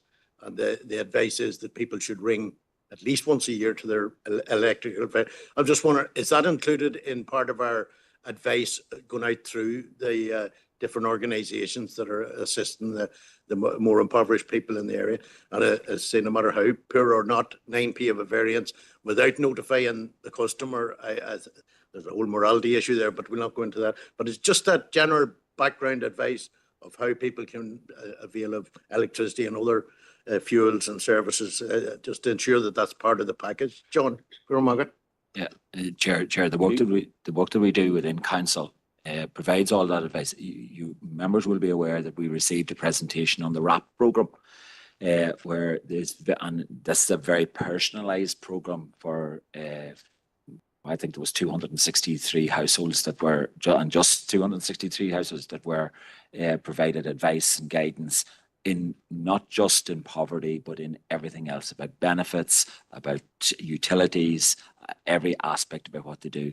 So that's one aspect about what we do, but also throughout our community support officers and everything like that, we will be working with those. But it is something that maybe we can get out more holistically in a PR campaign as such, especially as we move into the winter months when the higher usage of utilities would be more important. Okay, thanks, John, for that. Okay, that's been proposed by Councillor Barry McAdoo and seconded by Councillor Glenn Campbell. We all agreed? Okay, now we go on to 5.2. Now, this is the minute of the Fermanagh Health and Social Care Services Subcommittee, and I'm proposing that it's noted. So, well, hopefully we'll get a proposer and seconder that's noted so we can move on. Bearing in mind that we're having a workshop on Friday. Proposed by Councillor Rainey MBE, seconded by Councillor Rosemary Barton, and agreed. Councillor Warrington. You've got your hand down there, Councillor Warrington, for your party colleagues have. I was just coming in to second that. Well done, thank you. Okay, now we'll move on, and we're on to reports for information, and it's over to Director Sinead McAvoy, 6.1. Thank you, Chair. So this report is a report in relation to our corporate plan measures for 24-25. So members, as you're aware, Council agreed our new corporate plan in July 2024, which sets out our strategic direction for the district and confirms our commitment in terms of delivering our shared vision for the district and sets out the key priorities and associated actions across the 4 strategic areas. In terms of our reporting process then, the reporting process against the corporate plan activities is taking place, that takes place biannually. So members will be aware we would bring 2 reports during the reporting cycle. And then the reporting against our corporate plan measures, which is this report, is undertaken on an annual basis. So this is our annual report on that. And the report then provides a summary of performance for the first year of delivery, 24-25. So in terms of an overview of, I suppose, the key issues and the measures, so there are 40 measures within our corporate plan, and they really allow the council then to track progress and a desired direction of travel for each measure then is outlined in the corporate plan. The measures themselves then are a combination of the statutory measures, and there's 7 of those, and then the self-imposed measures that we have as a council have agreed that we're going to work to deliver against, so the 33 of those. And the data for each measure then is sourced from the relevant council department, and the approach then is underpinned by a metadata for each measure, which provides then a clear definition and a source, and that's also an ancillary information, and that really ensures then consistency over time. Members will note then at section 2.2 of the report, we set out, I suppose, a definition around the RAG status. So the RAG status is included then at Appendix 1. So I suppose it's just to note that we have the RAG status as you would expect, green, amber and red. But just to note, a trend is considered green if it's moving in the right direction. So that would be in line with the desired direction of travel by a magnitude of more than 3%. And in addition, some of the measures have defined targets. So those statutory measures, they have defined targets. And if the target has been met, irrespective of the direction of travel, then the measure is classified as green. In terms of amber then, a trend is considered amber if there's minimal change from the baseline. So that's calculated in one of 2 ways. The change is either less than 3% different from the baseline, and in some instances then judgment is applied, as given the diverse range of the measures, it would be inappropriate then to apply a single figure unilaterally across all 40 of the measures. And then red, as you would expect, then a red is considered, the trend is considered red if it's moving in the wrong direction, so opposite to the desired direction of travel, at a magnitude to be significant. And this is applied in similar approach to that outlined for amber, so a combination of 3% different or through the judgment that I've referred to above. And a measure is only classed as red if the target is not met and the performance is worsening by a significant magnitude. If performance is improving and is still recorded as moving in the right direction.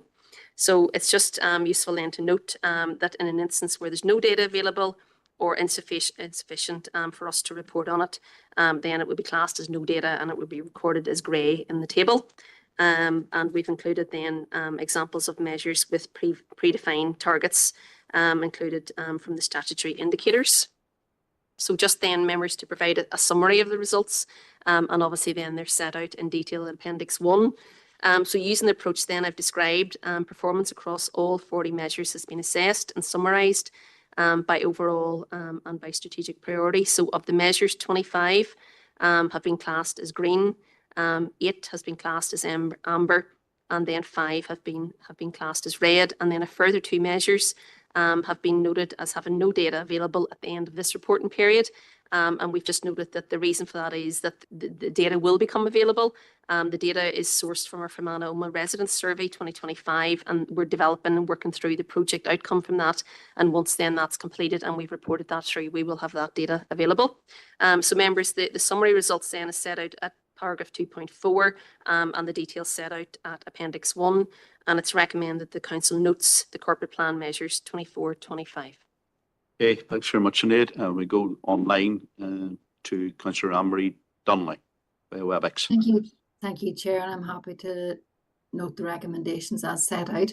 Just a question, those that are highlighted in red, and notice that there's a few there. One that stood out there is really about the planting of trees is less than normal, maybe the footfall to our leisure centres. The leisure centre one, but understandable, obviously with the works of the forum.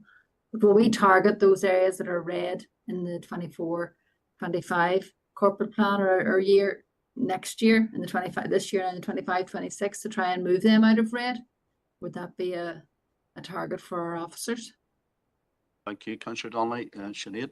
Thank you, Chair. Certainly, those that are sitting on red, that would be certainly a key step first would be to target those. And I know that we've discussed the one around the trees, and certainly in particular that's one that we would hope to see moving in terms of the colour of that. And I don't know if John, if you want to come in specifically on the leisure centre one. Chair, just in relation to the leisure centre, it isn't actually the Lakeland Forum that was, because it's the 24-25 year and the Lakeland Forum was fully operational. It is actually a small glitch in that a daycare provider at the Castle Park Centre in Lisnaskea ceased operation. and the number of walkthroughs, the counter at that stage was reduced for most of the year. A replacement provider is in place now, so we would expect certainly numbers to be to recover.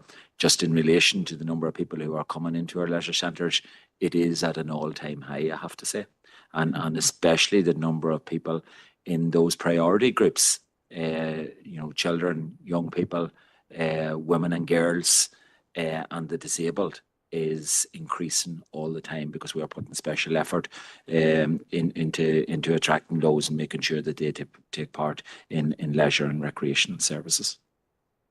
And can I quickly come back there, Chair? Just to note that I'm obviously aware that as a council, we're putting in measures to make it affordable for families and so on to use our leisure centres. So I'm glad to see those numbers are up. Thank you. Thanks, John. Thank you, Councillor Donnelly. Thanks, John. Staying online via WebEx is Councillor Adam Gannon. Thank you, Chair. Just I'm looking at it and looking through the appendix here, Chair. Obviously, the direction of travel model is suitable, more suitable for certain targets than others. Has consideration been given to having, because it doesn't say whether there is fixed targets for all of them other than the statutory ones.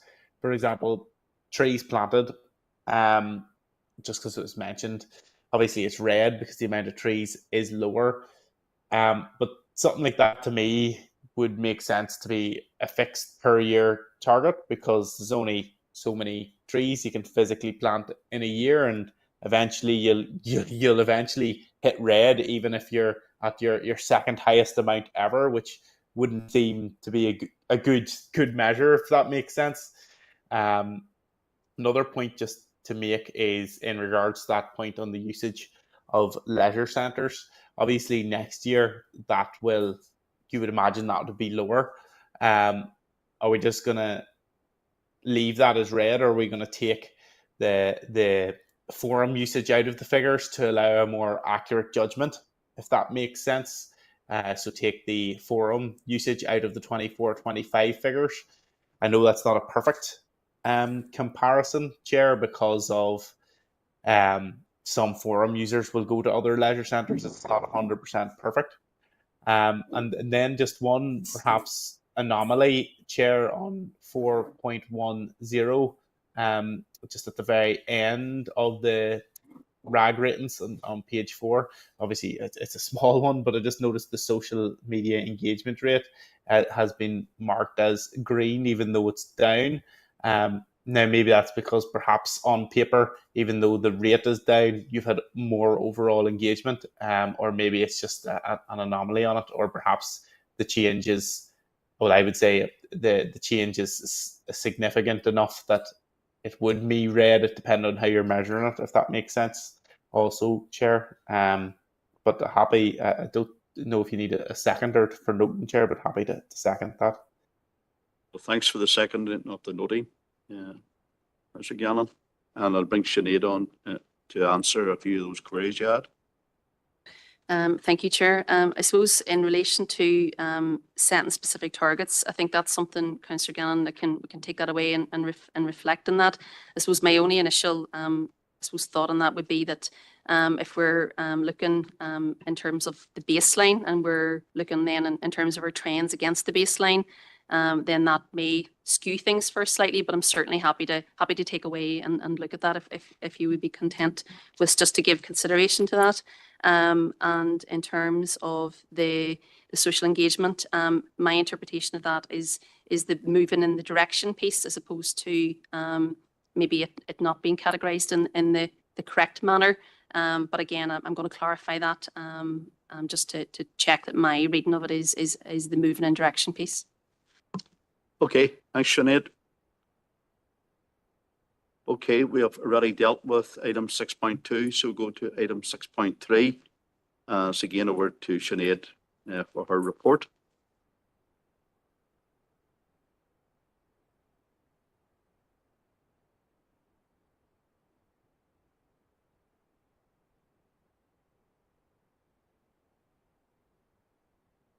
Thank you, Chair.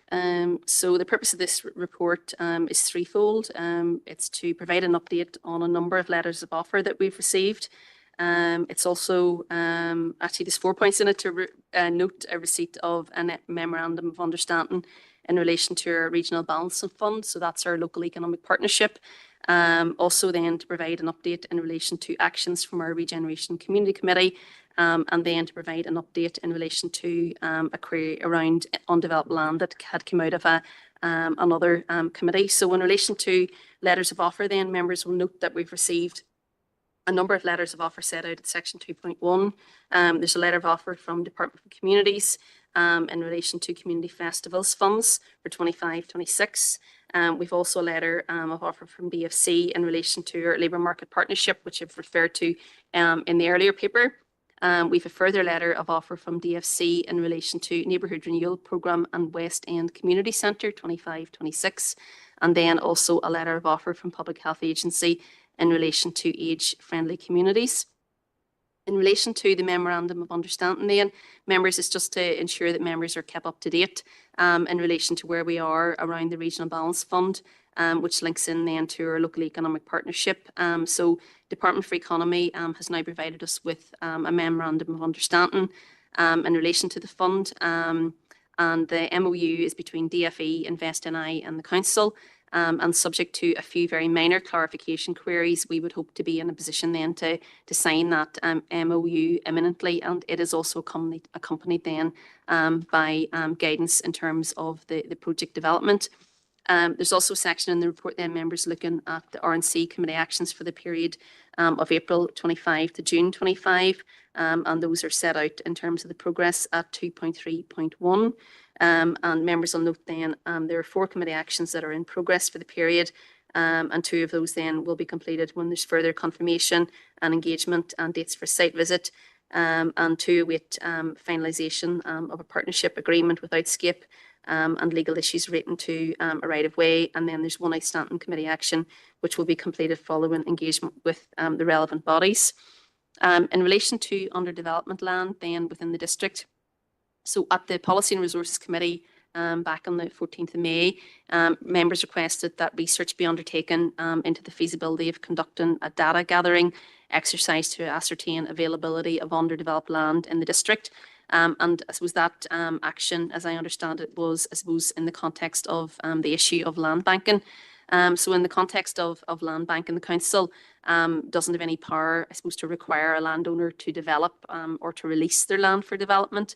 And in relation then to research, I suppose it's helpful just to note that the council, as part of their draft local policies plan, is required under the Planning Act, under Section 3, to keep under review various matters which may be expected to affect development in the district or planning of that development. So the council's evidence base will be developed, and we're in the process of developing that. Obviously, we've already undertaken various studies as part of our plan strategy, and we're undertaking further work on that. And that will include reports such as our housing monitor, our strategic land availability assessment, and our urban capacity studies and settlement appraisals. And that really then will include details in relation to potential availability of underdeveloped land in Fermanagh, so that there'll be a lot of research that will be undertaken as part of the development of the local policies plan. So members then, it is recommended that the council notes the letters of offer, notes the update in relation to the MOU on the Regional Balance Fund, notes the Regeneration Community Committee actions update for the period April to June 25, and then notes the update on undeveloped land in Fermanagh District. Okay, thanks very much, Sinead. If there are no speakers, can I have a proposer and seconder for the noting of the document? Proposed by Councillor Barton, seconded by Councillor Alan Rooney, MBE. Have we all agreed? Thank you, members.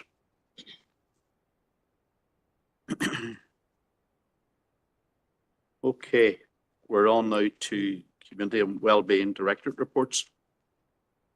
So again, it's over to Director John Boyle. 7.1. Thank you, Chair. 7.1 is in relation to Halloween fireworks, which was a report on it, which was requested at the July council meeting. Members will be aware that we, as a council, last directly delivered Halloween fireworks in 2019, which cost us £41,000. In the 24-25 estimate process, an additional 50,000 was allocated to the events budget, and it was determined that the event strategy working group, which would be the appropriate body to consider options for the deployment of that extra funding. And in February of 2024, it was agreed that the additional 50,000 would be directed to the sponsorship budget to support new events and to grow existing events across the district. And again, that was approved by the RNC committee in March of 2024. As part of the 25-26, our current financial year estimates process, members expressed the view that March 24 decision should be maintained, and therefore no provision was made in the 25-26 estimates provision for a fireworks display in Omagh or Enniskillen. In Enniskillen, members will be aware that the Enniskillen Business Improvement District, Enniskillen BID,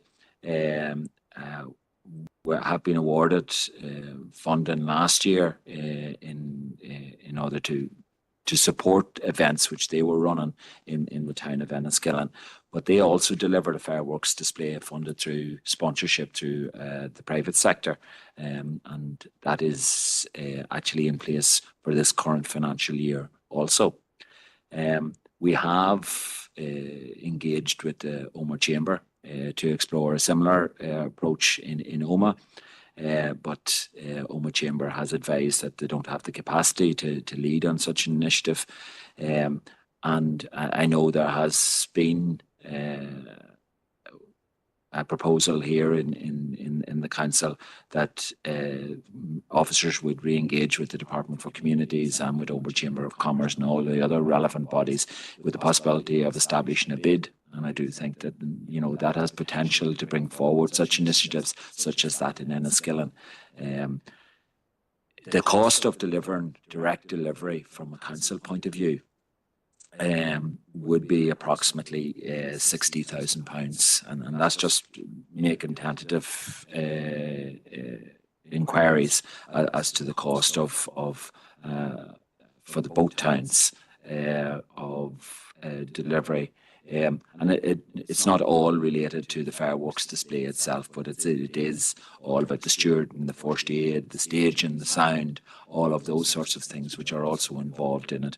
And so should members wish to revisit that, a decision would be required as part of the 26-27 budget setting process.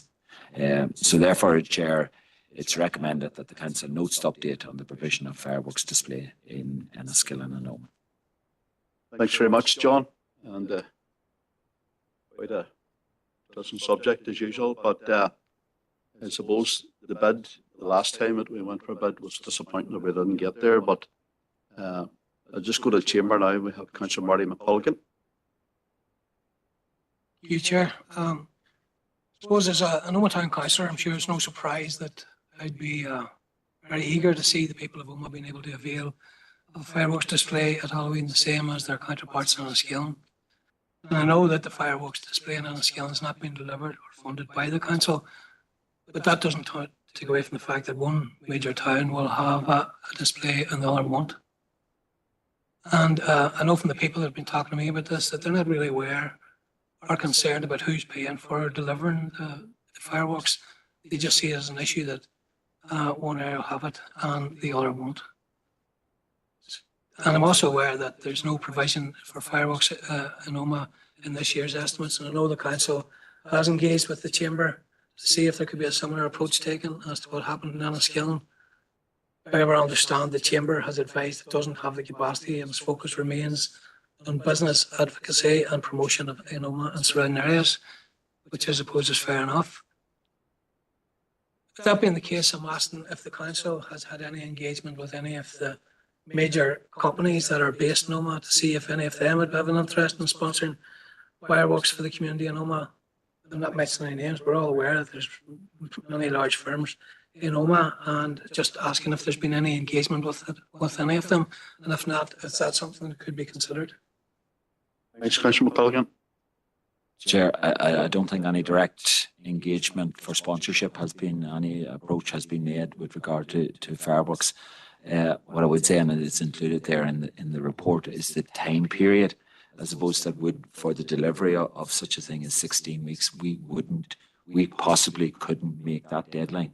Chair, I'm not just chatting about this year, we can't accept it this year. In future years, yes, we can certainly make approaches to see if anyone would be interested in sponsorship of such an event. And indeed, it can become part of the estimates process here when we take it in the estimates process for the 26-27 year. Yeah. Okay, Chair. Happy to note. Okay. Thank you. We go now to Councillor Victor Warrington via WebEx. Thank you, Chair. I was the one requested that we brought back this report back in July. I suppose I expressed my concerns at the time that it only coming up now in September, it wasn't going to give us any time to put anything into place for this year. We have to remember that the business supported fireworks in the Skillen leaves Oma, which is part of the district, at a disadvantage, because again there's going to be a private company financing the fireworks in a Skillen, but Oma is the poor relation in this case. Certainly going forward, we will be looking at common estimates. I know we were criticised that this wasn't discussed in time at estimates or whatever, but I can assure you here tonight that it will be discussed in more depth at this year's estimates as we come to them, and certainly it's something that we want to see, that I think that the ratepayers of our district should be getting this in both towns without having to depend on private companies, because private companies, they're doing it this year and in a Skillen, but who knows as we go forward where we stand with that. So Marty has proposed the recommendation that we note this report. I'll second that. Thank you, Chair. Okay, thanks, Councillor Warrington. And now we'll go into the chamber, and we have Councillor Barry McIntosh. Chair, I would like the council to take a second look at this bid process for Oma. And some officials of the council have said to me that we're not wholly dependent on a Chamber of Commerce to progress that move. So if the Oma Chamber of Commerce, and I know this to be the case, have said that they don't have the capacity at this time to lead such an initiative, can the leadership come from elsewhere to advance a bid process? Because Oma and the staging of events in Oma would be well served by the creation of a bid programme. And that's what Oma's missing, is that's a missing link in the chain. We need to establish a bid in Oma, a business improvement district, business investment district, a bid. We need to do that. And we thought, that the appropriate partner for taking this forward would be the Chamber of Commerce. But if they're running themselves out in this matter, then how otherwise can it be progressed? Thank you, Chair. Okay, Councillor McGill, bringing Sinead on here in this one. Thank you, Chair. It's just to note, Councillor McGill, that we have an action from an earlier committee to progress re-engagement on the bid. And we have made contact with DFC and Oma Chamber at the stage to get a meeting in place. So I would hope we would get a meeting in place. And then if we need to broaden that out to further stakeholders, then we would do that. So once we get that process up and running, then I'm happy to report back on that. Okay, so it is already been dealt with that we look at that again. Are you happy? You're happy with that? We just want progress. Thank you, Chair. Okay. Back online again via WebEx and Councillor Adam Gannon. Thank you, Chair, and thanks to John for this report. I know myself and my party, the SLP, we support the council providing Halloween fireworks, and obviously this year it's not going to happen. That decision was made back in the estimates process, and I do believe the appropriate place to bring it forward is in next year's estimates process. What I do think that has been raised that is of interest this evening is, of course, the question of OMA missing out completely. I do think there would be value in council-led fireworks in both towns, but in conjunction with business sponsorship. There's obviously a willingness from businesses in Enniskillen and the Fermanagh side to put something in. I'm sure in the OMA side there's bound to be as well that there. And hopefully you would imagine that would bring the cost down. I would be confident it could be significantly lowered. But I think as part of the estimates, we would also need to look at what sort of sponsorship packages we would include in that, if that's something that can be considered. Obviously, when budgets come through and all that sort of stuff, and we have to look at it, if there's an option presented on how much it would cost, what do we think could be brought in sponsorship to enable a full decision to be made in terms of considering all the costs there as well. Thank you, Chair.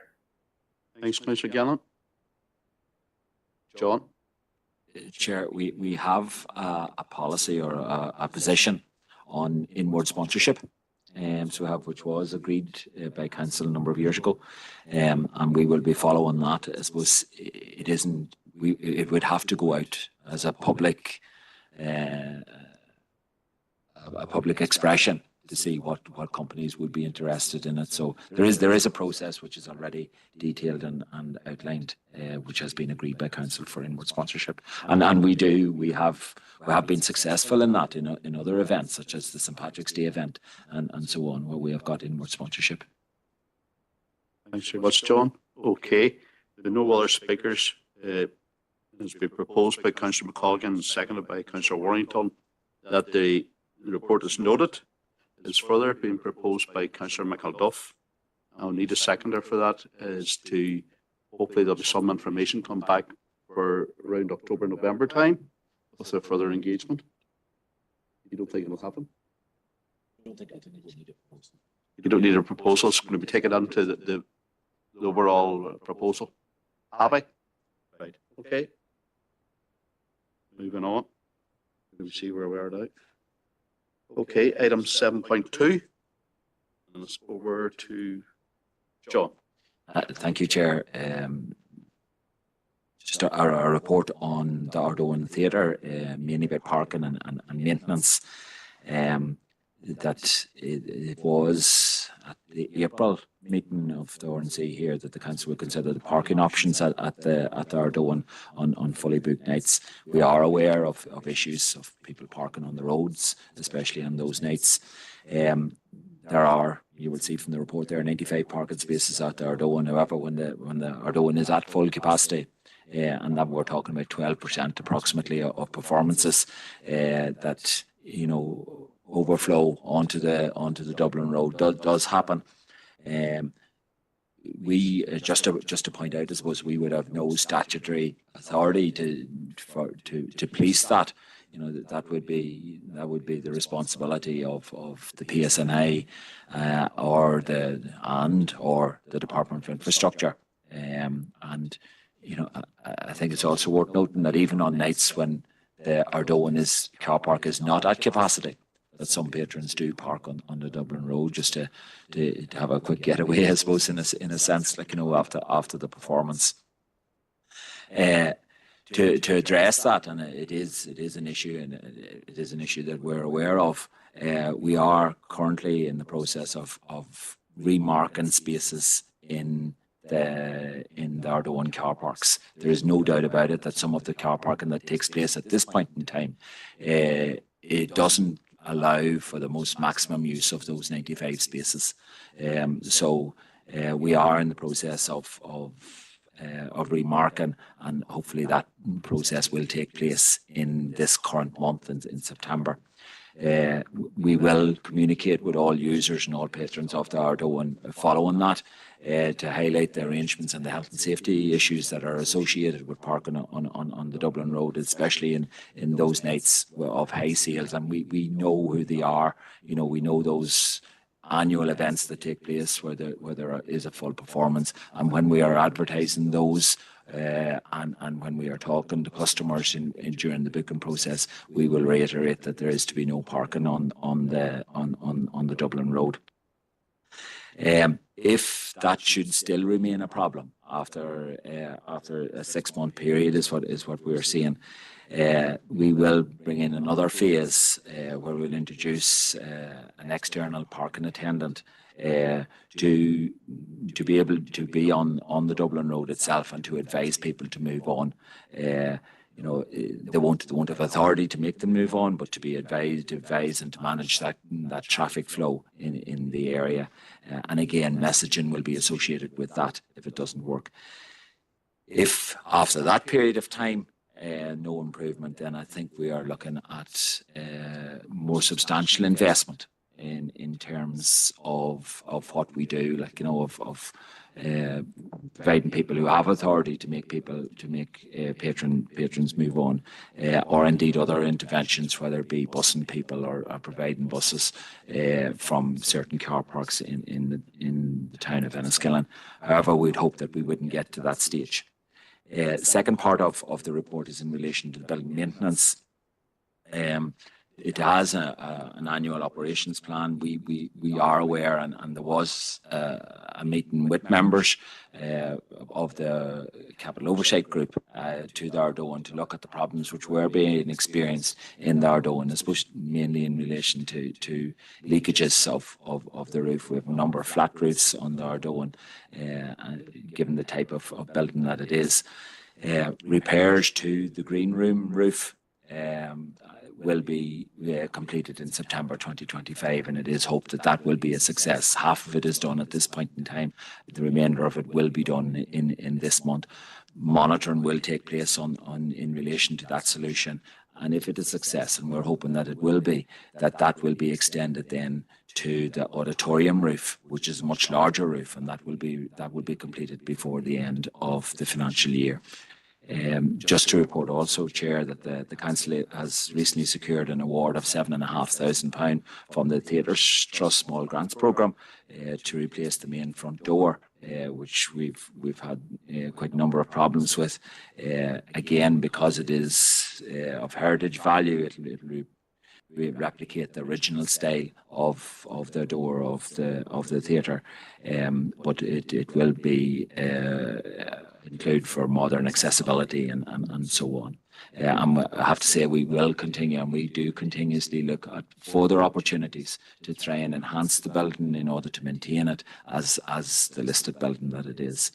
So, Chair, just coming to the recommendations, it's recommended that the Council notes the phased approach to managing parking at the Ardoan, notes the ongoing maintenance work at the Ardoan, and notes the successful Theatres Trust Small Grants Award of £7,500 to replace the front door. Okay, thanks very much, John. And we go first of all online via WebEx to Councillor Victor Warrington. Thank you, Chair, and welcome these improvements. Certainly in the white lines within the car parking in there, doing it's something that certainly needed done, and I know certainly on the disabled space that was within. I think there might have been 2 disabled spaces marked within the car park. They had faded nearly to not being able to see them at all. So that might have changed. I haven't been in the car park now for quite a while, but certainly the last time I was in it, that was the situation. Just to go back to the report, item 1.2.3 on the where basically it isn't the council's responsibility when the vehicles are out on the Dublin Road. That would then fall on the PSNI. On a night that you know that there's going to be a busy night and there's going to be a lot of patrons there, is there any prior communication with the PSNI to basically make them alert that there's going to be a lot of traffic about, because that's what initiated, certainly going back to April, was I had been contacted by individuals to say that it was dangerous with the way that the vehicles was parking on the Dublin Road, and there was concern there. So maybe that question could be answered, please, and I'm happy enough to propose the noting of the report. Thank you. Thank you very much, Councillor Warrington. And you want to come on there now, John, on that one? Chair, yeah, certainly that is something that we can do on nights when we know that we are at full capacity and may expect that the parking would extend out onto the Dublin Road. We can certainly provide notification to the PSNI to have some patrols out there and to advise in a friendly way people to move on, not to park there. So certainly that is something that we can do and we will do. Thank you, John. Now back into the chamber again, we have Councillor Rosemary Barton. Thank you, Mr. Chair, and thank you, John, for the report. It's to get back to the parking issue again, Councillor Warrington brought up in relation to, you said it was referred to in the report that the responsibility of PSNI, Department for Infrastructure, that the council had no authority to actively manage the situation. Have you already spoken with the PSNI and Department of Infrastructure in relation to perhaps their responsibilities in relation to this? Have you already had communication with them?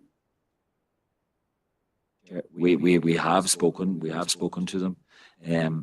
I suppose it's not a huge policing priority. And we all know that the PSNI are also under-resourced, I suppose, in relation to that. But it is something, like I said to Councillor Warrington, that on nights when we know that there is a full capacity there, we can highlight it to the PSNI to say, here, we expect a full crowd tonight. Would you mind, doing a drive-by, at the time when people would be parking their cars or whatever. I think that may be a useful intervention. We have spoken in general terms in relation to parking with them. But can they really, if somebody is parking on the road on the grass verge in a manner that is safe, and they really ask them to move on? I asked that question. I don't know the answer. I suppose the full question is in relation to health and safety. And I think what Councillor Warrington, the issue that he was raising is that this is a health and safety issue for the local residents that are there. And I know that when we had our site visit to the Ardone with members, that is one thing that was highlighted by members or by some members, that it is a real health and safety issue for the local residents, especially that live in that area. The reason I'm saying that and questioning this is you will know about the issues we've had in relation to schools in the Oma area. This has been going on a number of years in schools, and there's still maybe some sort of resolution. I'll leave that to Councillor McElduff, not my area, but the difficulty there's been in trying to get, and surely that was a health and safety issue too, and that's why I ask that question. The second thing in relation to what I'm asking, you speak about that you'll provide that patrons will be warned about parking on the roadside, and somebody arrives for a show, no place to park. Where do you expect them to park? Was Chair, the Ardone itself is not an awful distance away from the central car parks in the town, and there is drop-off facilities that can happen there, and for the able-bodied person to be able to walk into the Ardone itself. That is the only option that we have at this point in time. We are landlocked in a sense. We are. The capacity is at 95, and unless there were, and even though we had proposals, and members will remember the proposals, the extensive proposals that we had for the Ardone, there were very, very few extra parking spaces that are available at that site because of the nature of the site itself. So the only other option is use of the car parks, or there is a car park in the Killyhaviland Industrial Estate, belonging to the college or whatever, that could be looked at for for use. So I suppose those are options, and that's where we're going to, I suppose, with the third phase of this approach. You know, is Could that I suggest that you progress that up, and instead of having it in the third phase approach, push it up to the first or second phase approach? Because personally, I'd be so disappointed if I arrived at 5 to 8 and said, sorry, you can't park here. There's no parking facilities. By the time one makes their way into Hollyhill car park, and trots out in their 2 feet, your program will be a half an hour started. and I think that is a huge problem. Yeah. And I think that is the purpose of that communication at an early stage. On those nights that we know that there is going to be a full audience there, or up to a full audience there, that we would be advising patrons when they book that, you know, it is important to get here early, because there are parking issues, and you may have to park at some distance away. I think in putting something in place at this stage, you know, and it would be quite a costly exercise.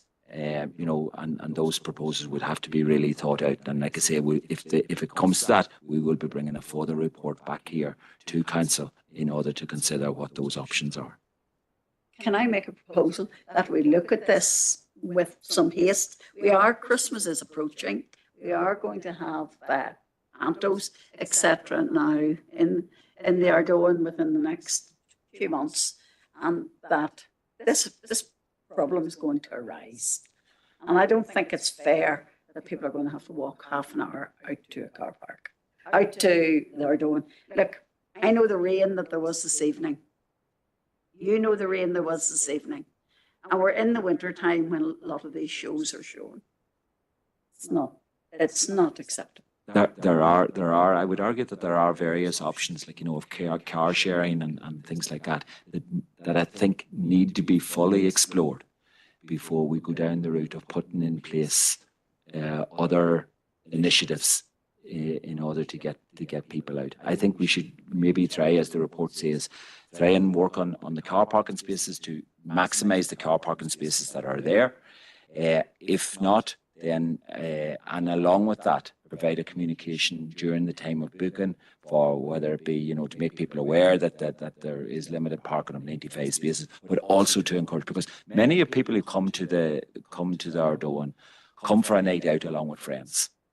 And there is the possibility of making people aware to use car sharing and various initiatives like that. And I think we should do that maybe as a first instance, see how well it works, monitor it very closely. And if that doesn't work, then bring back proposals here. I would certainly support the car sharing. But remember, in a previous report tonight, you said Fermanagh, it was a rural area, and we had the greatest percentage of people within the county that had cars, needed cars because of the lack of rural transport, etc. So I think we need to keep that in mind. Thank you. Thank you, John. Councillor Burton, you made a proposal, but are you happy enough with the answers that have been given to you by the director this evening? I think I make that proposal because I think it's still worth looking at. Okay. Now we second for Councillor Burton's proposal.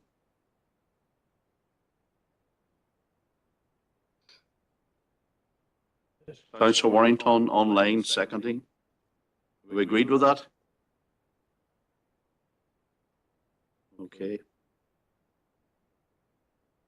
And now we'll go over to the chamber again.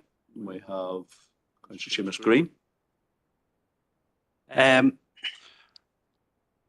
suppose it's hard to know where to start on the like of this here, because I do hear, and I know Rosemary's genuine on her concern around this, but I remember not that many years ago when the proposal was to redo the Ardoin on the Lakeland Forum.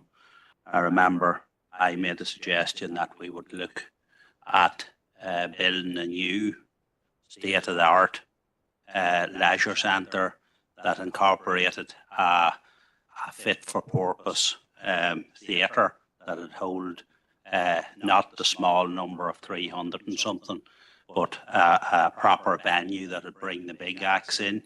And I remember saying think big, and the Ardoin would have been fit to continue on, and the Lakeland Forum would have been fit to continue on while this other building was being built.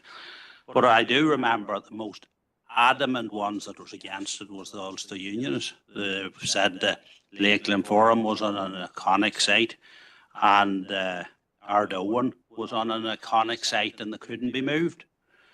But now all seems to have changed. So I remember being talked down on that. So I'll not rehash that. But when we look at the car parking issue at the Ardoin, I see no solution to it. I only see. I was going to ask John, is there any potential to extend it? I already know the answer to that. Probably there's not. So the only solution that I could possibly think of that will be in the long run is a park and ride system. And that's where we're going to end up because of health and safety and everything. I think that's where we're going to end up. But maybe if people had have listened to silly old me at the time, you know, a lot of the problems that's in the council now and all the headaches we're having about the swimming pool being closed and everything wouldn't have actually happened, and we might have a state-of-the-art theatre that we could have brought in all the big events and leisure centre all on the one site with proper car parking. But I'll leave it there. I don't want a discussion on it. Okay, well, you've started one here now, but I'm going to give Councillor Victor Warrington the right to reply via WebEx. Certainly, my memory going back to that, I think it's fair to say our concerns as a party, and I can only speak for whoever was on that committee at that time. I know I was on it in up to COVID kicked in. You know, let's be honest, the Ardoin site is one that is so iconic where it's situated, and it has so much going for it. And I think, and I don't think the Ulster Unionist Party members were the only individuals that was against an all-in-one theatre and forum complex combined. If I remember correctly, and again, we don't want to get into a debate on this tonight. We're not here to discuss politics, scoring, but certainly, you know, there were the options was there. If the member was so keen on his option, I don't remember it ever being brought before full council or to the committee, to any of the committees for discussion, apart from the committee that we had within for the forum refurbishment at that time. Thank you, Chair. They are now. Okay, and on to WebEx again, and with Councillor Adam Gannon. We give Adam his 2 pence worth as well. Thank you, Chair, and for what it's worth, Seamus did propose that, I think, at the time, and it was the Ulster Unionists who were vehemently opposed to moving the site. I think discussion, because they were so vehemently opposed to moving the site, was would it work on one site in space, and then that was where it went. But regardless, Chair, looking at the parking issue in particular, I think obviously there's all this talk of park and ride and stuff like that, but this isn't a massively frequent problem. It's not happening every weekend.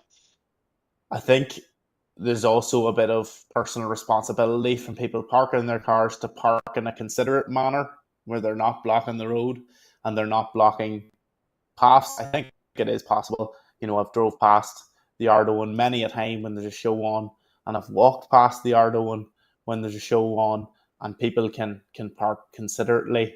So they can if they choose to. Some maybe do not choose to do that. I don't think this is as huge an issue as it is being kind of brought into tonight, perhaps, and maybe others would disagree.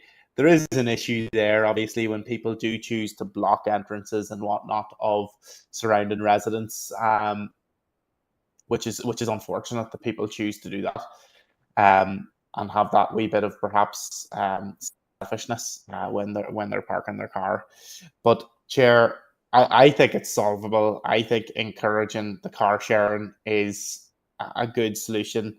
Encouraging if people are able to get taxis if they're planning on spending longer in the town on an evening or whatever. I think it's very achievable to kind of manage the issue without massive changes and fuss with it. Chair, thank you. Okay, thanks very much. Lower your hand again there, Councillor Gallen, please. Okay, that's being proposed and seconded for the adoption of the noting of the report, actually. Councillor Victor Warrington, seconded by Councillor Rosemary Barton, and then Councillor Barton made a further proposal for further engagement, and seconded by Councillor Victor Warrington. And to my reckoning, those proposals were both agreed.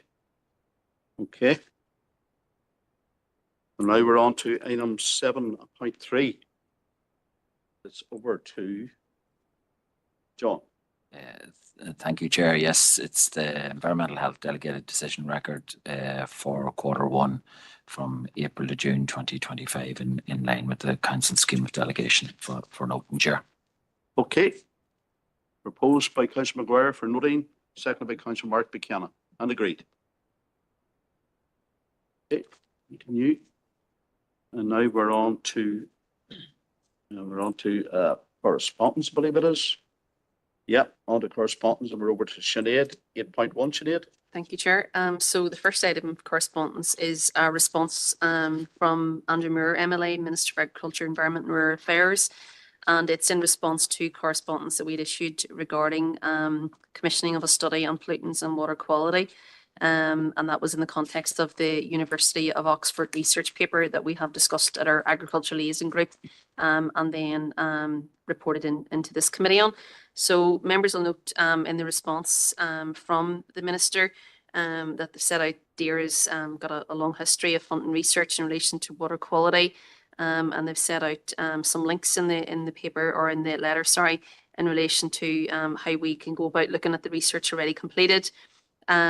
And also noted that the department invests significantly in water quality monitoring and research and continues to do so. The letter also interestingly then focuses in on what they've referred to as two co-centres that is taking place. So there's the programme that they've referred to as two virtual research centres representing the first North, South, East, West research funding collaboration of scale. So they've noted where the funding is coming for in relation to that. And I've also noted that both those co-centres have co-directors at Queen's University of Belfast. So there's one in relation to sustainable food systems, and there's then also one in relation to climate, biodiversity and water, which will look at the challenges of climate change, biodiversity loss and water degradation. And then the Minister has also focused attention in on one particular facet of that second co-centre. We're focusing specifically on water quality. Minister has also then updated us in relation to research that is undertaken in relation to AFBI. And the concluding then line of the letter, members will note, is that they obviously have said that we're reassured by the research in relation to water quality. Okay, thanks very much, Sinead. Go to the chamber and we have Councillor Seamus Green. Thank you, Chair. This is a wee bit like a game of table tennis with the Minister around this, and it's very hard to nail him down on anything. I was reading the letter and I'm still not sure what format the Minister's using. Is it like on the ground sampling, as in physical sampling, or is it, which I am informed is a desk-based studies, a kind of a sampling, not sampling, but a kind of projections from a desk base. Which is the department doing? Because I know the Oxford study was a ground-based one. They physically went out and took the samples, and to me, And if you look it up, it's a far, far more accurate way of doing it than the way the department's doing it. Did we ask that? I think we did. Maybe it wasn't in this letter that we asked it or previously, but it was at some stage we have asked them what method or methodology they're using to do the sample. And I'm not sure whether he has answered that or not, or maybe we're still waiting on a letter. But if we're still waiting on a letter, I'm happy enough to note this correspondence from the Minister. But if you could answer that, Sinead. Okay, thanks, Councillor Green. Sinead? Thank you, Chair. It certainly wasn't an ask of this particular piece of correspondence. This was specifically around whether they would commission, I suppose, a piece of research through Queen's. I'll need to just check back, Councillor Green, in terms of whether that's an outstanding question. And Chair and Councillor Green, if you were content, then I could bring that update back to our Agriculture Liaison group when we're meeting now later in the month. Okay. Thank you, Sinead. Okay, if there are no other speakers, can we have a seconder for noting? Councillor Tommy Maguire. All agreed? Okay, on to item 0.2 or 8.2, sorry. And again, it's over to John this time. Yeah. Thanks, Chair. Just for noting and maybe participation by members at a half-day conference at Queen's University, hosted by the BoardX Research Project. So it's for a debate on everyday work that people in the community do to promote peace, safety and security. And it's a collaborative research project between Queen's University and Trinity University in Dublin. It's on the 12th of September, Chair. So if any member would like to nominate to attend in Queen's University, I suppose, in order to get registered and sort that, nominations, I suppose, would need to be received very soon. Okay, thanks very much for that, John. Are there any nominations that need to be on very, very quickly if there are? Councillor McAuliffe. I just proposed a note, but obviously group leaders, if there was express interest, would want to be given that information to John, within a couple of days, I would imagine. Today being Tuesday, I would think by Thursday or so. Wouldn't that be right? Thank you, Chair. I thought so, yeah. And going online here by WebEx, Councillor Anne-Marie Donnelly. Yes, Chair, just happy to second the note. Thank you. Thank you, Councillor Donnelly. And it's been noted and that proposal has been made that group leaders look at it and come back by Thursday. All agreed? Thank you for that.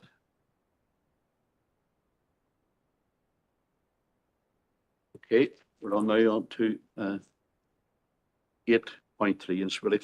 It's really for noting. John?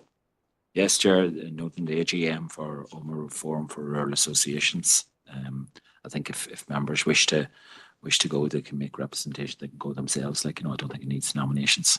Proposed to note, Councillor Mark Buchanan, each member, as far as I'm aware, would have received this in their emails from probably Mary T. Conway. So it's proposed noted by Councillor Buchanan, seconded by Councillor Almerini, MBE. All agreed? Thank you. And now we're on to 841, and that's over to Sinead for this one. This is other correspondence. Thank you, Chair. And this is the piece of correspondence I mentioned earlier in the context of the Shape and Sustainable Places programme. So it's a response back from Minister for Agriculture, Environment and Rural Affairs. Our specific question to the Minister was in relation to recognising that the Shape and Sustainable Places programme was coming forward, and we welcome that for settlements of population over 5,000. That we were asking then in relation to the proposed plans to support smaller settlements, which obviously form a major part of the district. So members will note the update that the member has provided there in relation to the SPP programme, and then that confirmation that it is not in its current form as consulted on, that those settlements are within the scope of the SPP programme. Okay, thanks very much for that, Sinead. If there are no speakers, can we propose and second a note? Councillor Tommy Maguire, seconded by Councillor Mark Buchanan. All agreed?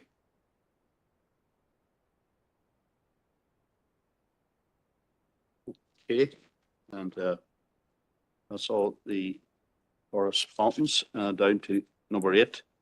Any urgent and relevant business? Nothing has been brought to my attention, unless some of our directors have anything. Nope. Okay, with that, we'll now close the meeting at 9:29 p.m.